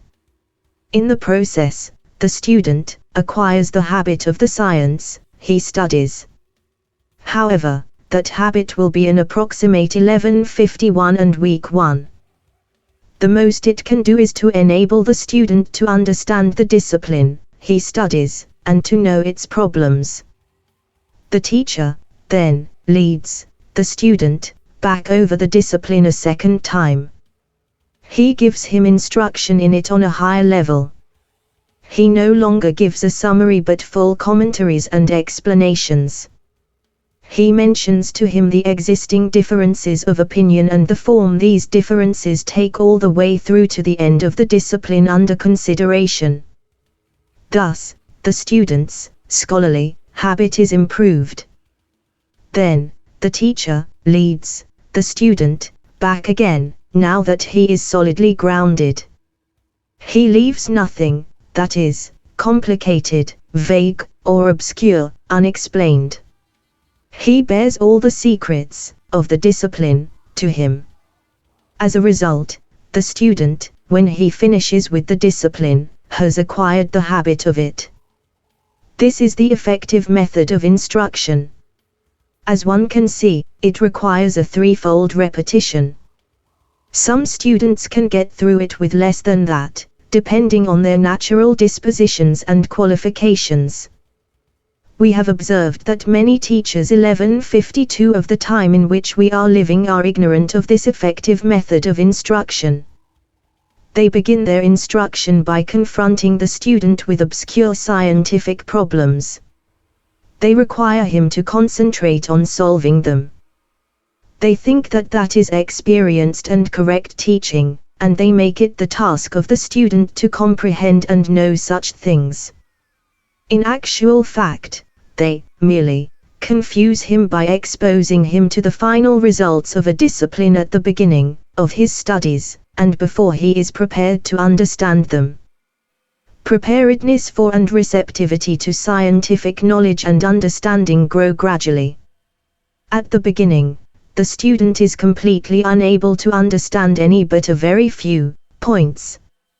His understanding is only approximate and general and can be achieved only with the help of pictures, method, derived from sensual perception. His preparedness, then, keeps growing gradually and little by little when he faces the problems of the discipline under consideration and has them repeated to him, and advances from approximate understanding of them to a complete, higher knowledge. Thus the habit of preparedness and, eventually, that of attainment materialize in the student, until he has a comprehensive knowledge of the problems of the discipline he studies. But if a student is exposed to the final results at the beginning, while he is still unable to understand and comprehend anything, and is still far from being prepared to understand, his mind is not acute enough to grasp them. He gets the impression that scholarship is difficult and becomes loath to occupy himself with it. He constantly dodges and avoids it. That is the result of poor instruction, and nothing else. The teacher should not ask more from a student than that he understand the book he is engaged in studying, in accordance with his class, age group, 1153 and his receptivity to instruction, whether he is at the start or at the end of his studies. The teacher should not bring in problems other than those found in that particular book, until the student knows the whole book, from beginning to end, is acquainted with its purpose, and has gained a habit from it, which he then can apply to other books. When the student has acquired the scholarly habit in one discipline, he is prepared for learning all the others. He also has become interested in looking for more and in advancing to higher learning. Thus, he eventually acquires a complete mastery of scholarship. But if one confuses a student, he will be unable to understand anything. He becomes indolent. He stops thinking. He despairs of being a scholar and avoids scholarship and instruction. God guides whomever he wants to guide. 1154. It is also necessary, for the teacher, to avoid prolonging the period of instruction in a single discipline or book, by breaks in the sessions and long intervals between them. This causes the student to forget and disrupts the nexus between the different problems of the discipline being studied. The result of such interruptions is that attainment of the scholarly habit becomes difficult. If the first and last things of a discipline are present in the mind and prevent the effects of forgetfulness, the scholarly habit is more easily acquired, more firmly established, and closer to becoming a true coloring. For habits are acquired by continuous and repeated activity. When one forgets to act, one forgets the habit that results from that particular action. God taught you what you did not know. 1155. A good and necessary method and approach in instruction is not to expose the student to two disciplines at the same time. 1156. Otherwise, he will rarely master one of them, since he has to divide his attention and is diverted from each of them by his attempt to understand the other. Thus, he will consider both of them obscure and difficult, and be unsuccessful in both. But if the student's mind is free to study the subject that he is out to study, and can restrict himself to it, that fact often makes it simpler for the student to learn the subject in question. God gives success to that which is correct. You, 1157 student, should realize that I am here giving you useful hints for your study. If you accept them and follow them assiduously, you will find a great and noble treasure. As an introduction that will help you to understand these hints, I shall tell you the following. Man's ability to think is a special natural gift which God created exactly as He created all His other creations. It is an action and motion 1158 in the soul by means of a power, located in the middle cavity of the brain 1159 at times, thinking, means the beginning of orderly and well-arranged human actions. At other times, it means the beginning of the knowledge of something that had not been available before. The ability to think is directed towards some objective whose two extremes 1160 it has perceived, tasawwur, and, now, it desires to affirm or deny it. In almost no time, it recognizes the middle term which combines the two extremes, if the objective is uniform. Or, it goes on to obtain another middle term, if the objective is manifold. It thus finds its objective. It is in this way that the ability to think, by which man is distinguished from all the other animals, works. Now, the craft of logic is knowledge of the way in which the natural ability to think and speculate operates. Logic describes it so that correct operation can be distinguished from erroneous. To be right, though, is in the essence of the ability to think. However, in very rare cases, it is affected by error. This comes from perceiving, tasawwur, the two extremes in forms other than are properly theirs, as the result of confusion in the order and arrangement of the propositions from which the conclusion is drawn. Logic helps to avoid such traps. Thus, 1161 it is a technical procedure which parallels man's natural ability to think and conforms to the way in which it functions. Since it is a technical procedure, it can be dispensed with in most cases. Therefore, one finds that many of the world's most excellent thinkers have achieved scholarly results without employing the craft of logic, especially when their intention was sincere and they entrusted themselves to the mercy of God, which is the greatest help anyone may hope to find.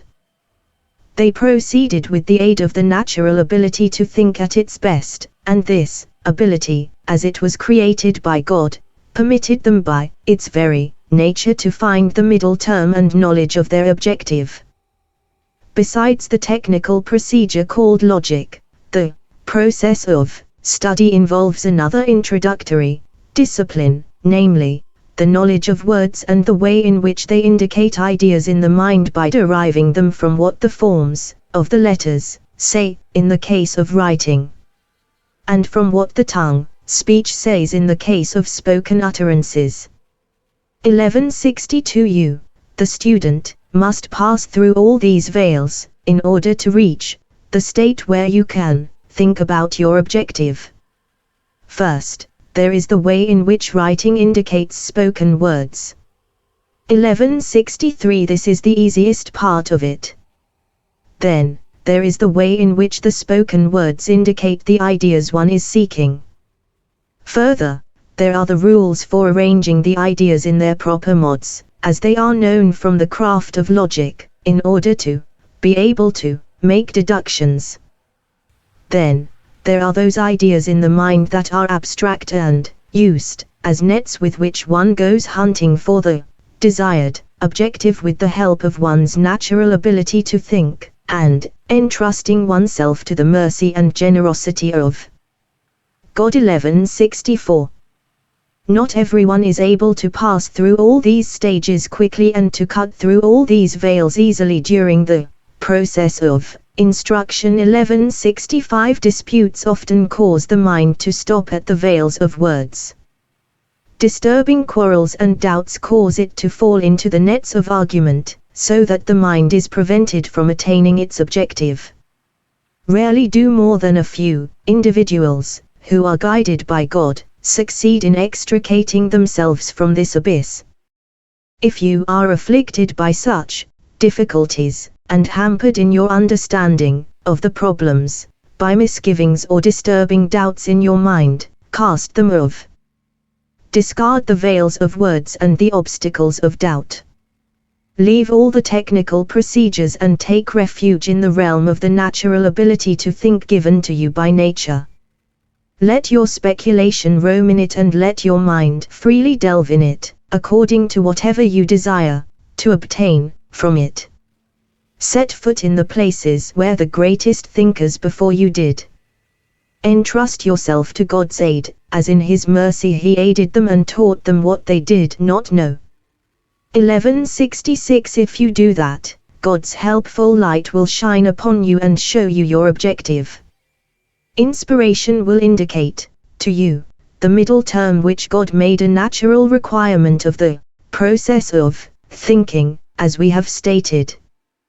1167 At that particular moment, return with the middle term to the modes and forms to be used for the arguments, dip it into them, and give it its due of the technical norm of logic. Then, clothe it with the forms of words and bring it forth into the world of spoken utterances, firmly girt and soundly constructed. Verbal disputes and doubts concerning the distinction between right and wrong logical evidence are all technical and conventional matters. Their numerous aspects are all alike or similar, because of their conventional and technical character. If they stop you, you 1168 will not be able to distinguish the truth in them, for the truth becomes distinguishable only if it exists by nature. All the doubts and uncertainties will remain. The veils will cover the objective sought and prevent the thinker from attaining it. That has been the case with most recent thinkers, especially with those who formerly spoke a language other than Arabic, which was a mental handicap. 1169 Or those who were emo-read with logic and partial to it. 1170 They believe that logic is a natural means for the perception of the truth. They become confused when doubts and misgivings arise concerning the evidence, and they are scarcely able to free themselves from such doubts. As a matter of fact, the natural means for the perception of the truth is, as we have stated, man's natural ability to think, when it is free from all imaginings and when the thinker entrusts himself to the mercy of God. Logic merely describes the process of thinking and mostly parallels it. Take that into consideration and ask for God's mercy when you have difficulty in understanding problems. Then, the divine light will shine upon you and give you the right inspiration. God guides in His mercy. Knowledge comes only from God. 37. Study of the auxiliary sciences should not be prolonged, and their problems should not be treated in detail. 1171. It 1172 should be known that the sciences customarily known among civilized people are of two kinds. There are the sciences that are wanted per selenium, such as the religious sciences of Qur'an interpretation, prophetic traditions, jurisprudence, and speculative theology, and the physical and metaphysical sciences of philosophy. In addition, there are sciences that are instrumental and auxiliary to the sciences mentioned. Among such auxiliary sciences are Arabic philology, arithmetic, and others, which are auxiliary to the religious sciences. And logic, which is auxiliary to philosophy and often also to speculative theology and the science of the principles of jurisprudence, when treated, according to the method of recent scholars. 1173. In the case of the sciences that are wanted, per selenium, it does no harm to extend their discussion, to treat their problems in detail, and to present all the evidence and all the different views which exist concerning them. It gives the student of them a firmer habit and clarifies the ideas they contain which one wants to know. But the sciences that are auxiliary to other sciences, such as Arabic philology, logic, and the like, should be studied only in so far as they are aids to the other sciences. Discussion of them should not be prolonged, and the problems should not be treated in detail, as this would lead away from their purpose, and their purpose is to facilitate understanding of the sciences to which they are auxiliary, nothing else. Whenever the auxiliary sciences cease to be auxiliary to other sciences, they abandon their purpose, and occupation with them becomes an idle pastime.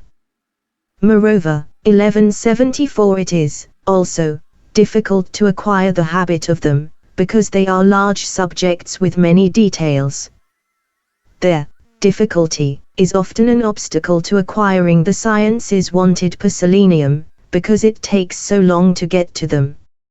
However, they are more important, and life is too short to acquire a knowledge of everything in this thorough form. Thus, occupation with the auxiliary sciences constitutes a waste of one's life, occupation with something that is of no concern. 1175. Recent scholars have done this with grammar and logic and even with the principles of jurisprudence. They have prolonged the discussion of these disciplines both 1176 by transmitting more material, and by adding to the material, through deductive reasoning. They have increased the number of details and problems, 1177 causing them to be no longer auxiliary sciences, but disciplines that are wanted per selenium. In consequence, the auxiliary sciences often deal with views and problems for which there is no need in the disciplines that are wanted per selenium, and are the sole raison d'etre of the auxiliary sciences. Thus, they are a sort of idle pastime and also do outright harm to students, because the sciences that are wanted per selenium are more important for them than the auxiliary and instrumental sciences. Now, if they spend all their lives on the auxiliary sciences, when will they get around to the sciences that are wanted per selenium? Therefore, teachers of the auxiliary sciences ought not to delve too deeply in them 1178 and increase the number of their problems. They must advise the student concerning their purpose and have him stop there. Those who have the mind to go more deeply into them, and consider themselves capable and able to do so, may choose such a course for themselves. Everyone is successful at the things for which he was created. 1179. 38. The instruction of children and the different methods employed in the Muslim cities. It should be known that instructing children in the Qur'an is a symbol of Islam.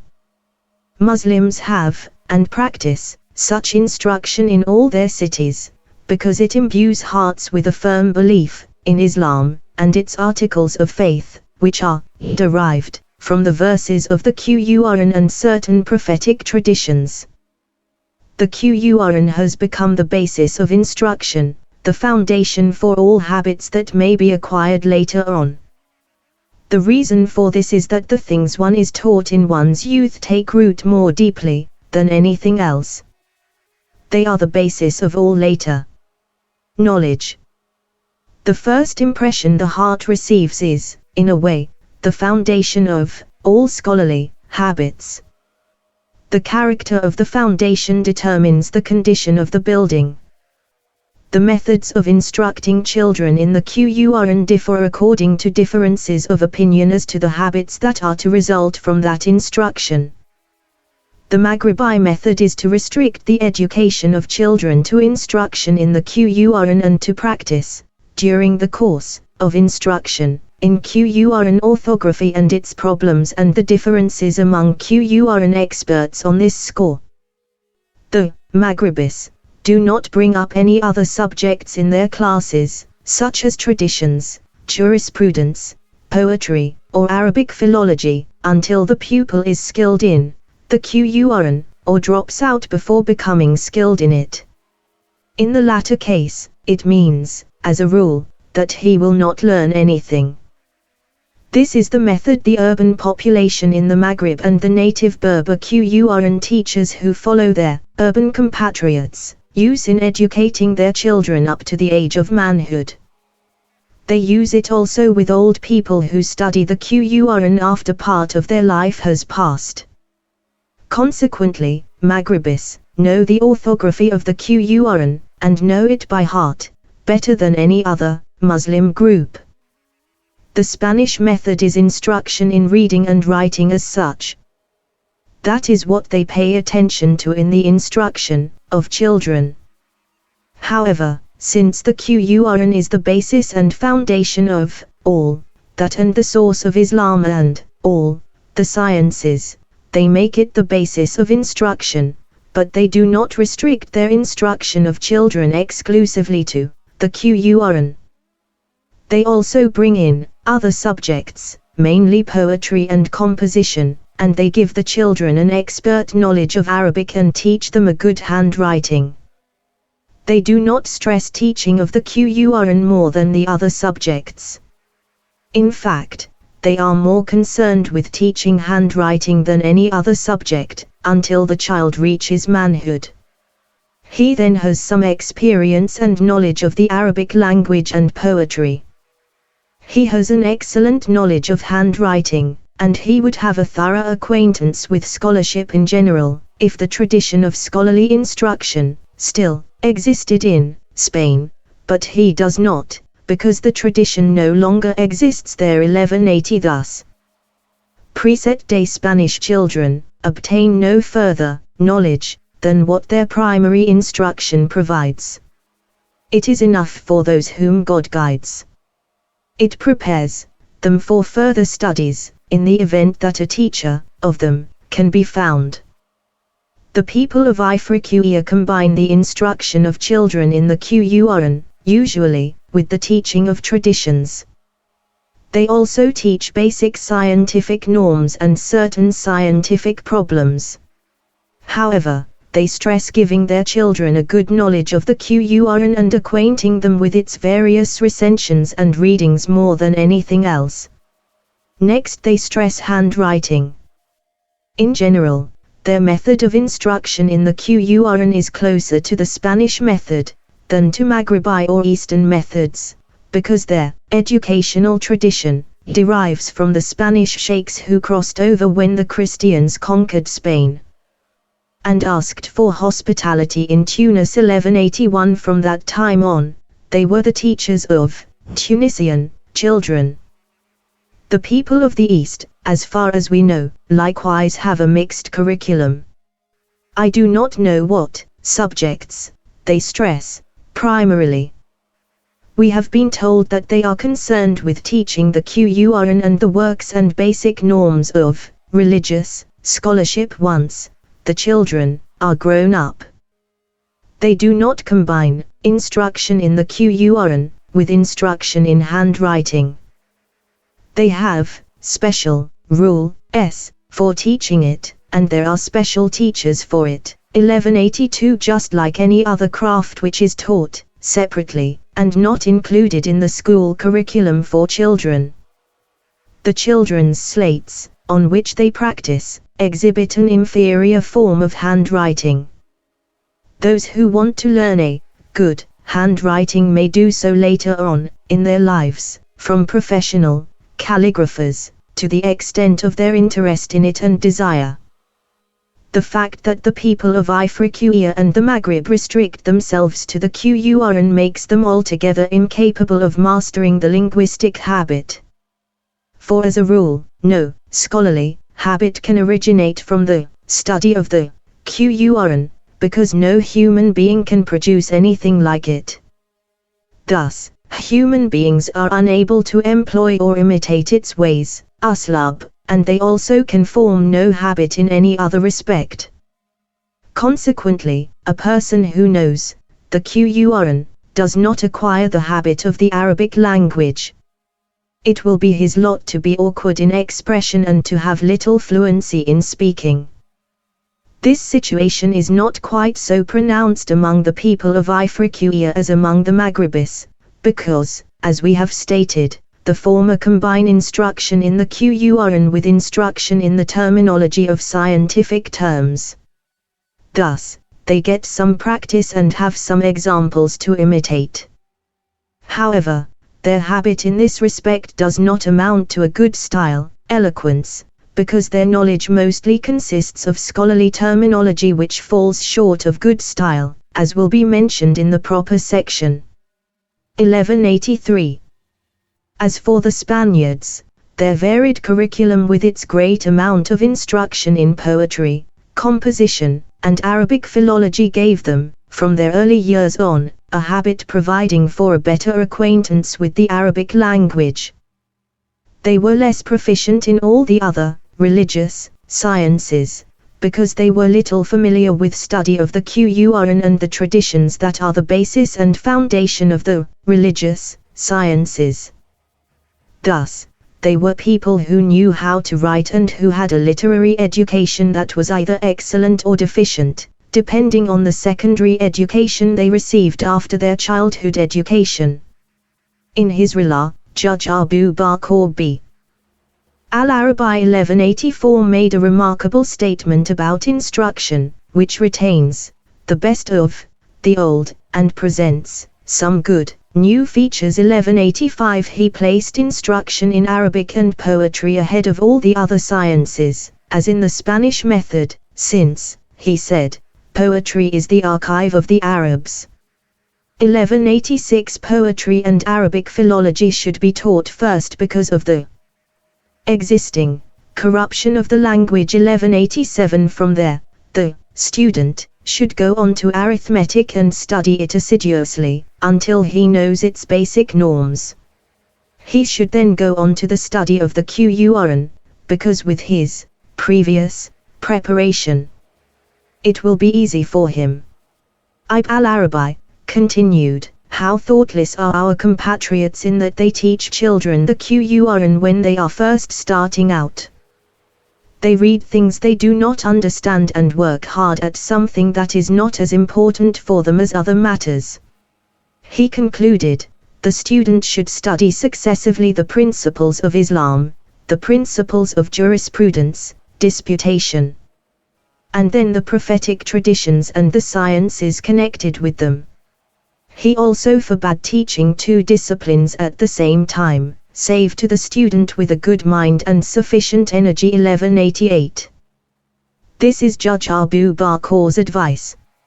It is a good method indeed. However, accepted custom is not favorable to it, and custom has greater power over conditions than anything else. Accepted custom gives preference to the teaching of the Qur'an. The reason is the desire for the blessing and reward in the other world resulting from knowledge of the Qur'an, and a fear of the things that might affect children in the folly of youth. 1189 And harm them and keep them from acquiring knowledge. They might miss the chance to learn the Qur'an. As long as they remain at home, they are amenable to authority. When they have grown up and shaken off the yoke of authority, the tempests of young manhood often cast them upon the shores of wrongdoing. Therefore, while the children are still at home and under the yoke of authority, one seizes the opportunity to teach them the Qur'an, so that they will not remain without knowledge of it. If one could be certain that a child would continue to study and accept instruction, when he has grown up, the method mentioned by the judge would be the most suitable one ever devised in East or West. God decides, and no one can change his decision. 1190. 39. Severity to students does them harm. This comes about as follows. Severe punishment in the course of instruction does harm to the student, especially to little children, because it belongs among the things that make for a bad habit. Students, 1191 slaves, and servants who are brought up with injustice and tyrannical force are overcome by it. It makes them feel oppressed and causes them to lose their energy. It makes them lazy and induces them to lie and be insincere. That is, their outward behavior differs from what they are thinking, because they are afraid that they will have to suffer tyrannical treatment if they tell the truth. Thus, they are taught deceit and trickery. This becomes their custom and character. They lose the quality that goes with social and political organization and makes people human, namely, the desire to protect and defend themselves and their homes, and they become dependent on others. 1192 Indeed, their souls become too indolent to attempt to acquire the virtues and good character qualities. Thus, they fall short of their potentialities and do not reach the limit of their humanity. As a result, they revert to the stage of the lowest of the low. 1193. That 1194 is what happened to every nation that fell under the yoke of tyranny and learned through it the meaning of injustice. One may check this by observing any person who is not in control of his own affairs and has no authority on his side to guarantee his safety. One will thus be able to infer, from the observable facts, that things are, as I have stated. One may look at the Jews and the bad character they have acquired, 1195, such that they are described in every region and period as having the quality of kaj, 1196, which, according to well-known technical terminology, means insincerity and trickery. The reason is what we have just said. Thus, a teacher must not be too severe toward his pupil, nor a father toward his son, in educating them. In the book that Abu Muhammad b. Izid wrote on the laws governing teachers and pupils, he said, if children must be beaten, their educator must not strike them more than 3 times. 1197 Yuma said, those who are not educated, disciplined by the religious law are not educated, disciplined by God.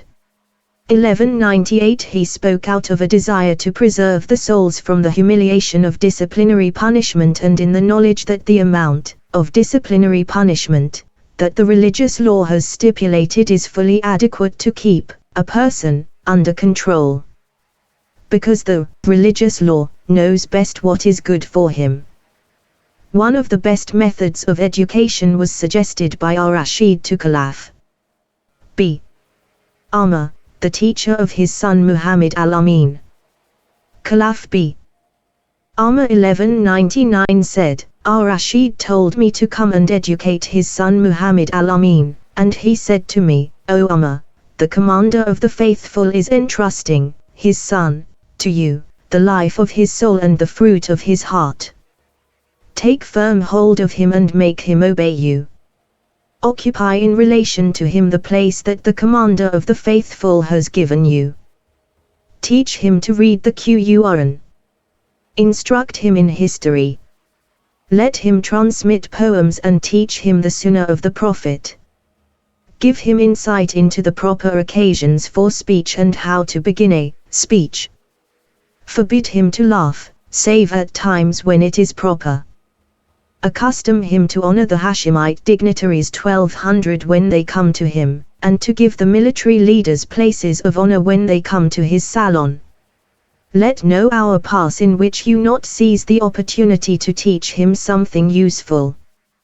But do so without vexing him, which would kill his mind. Do not always be too lenient with him, or he will get to like leisure and become used to it. As much as possible, correct him kindly and gently.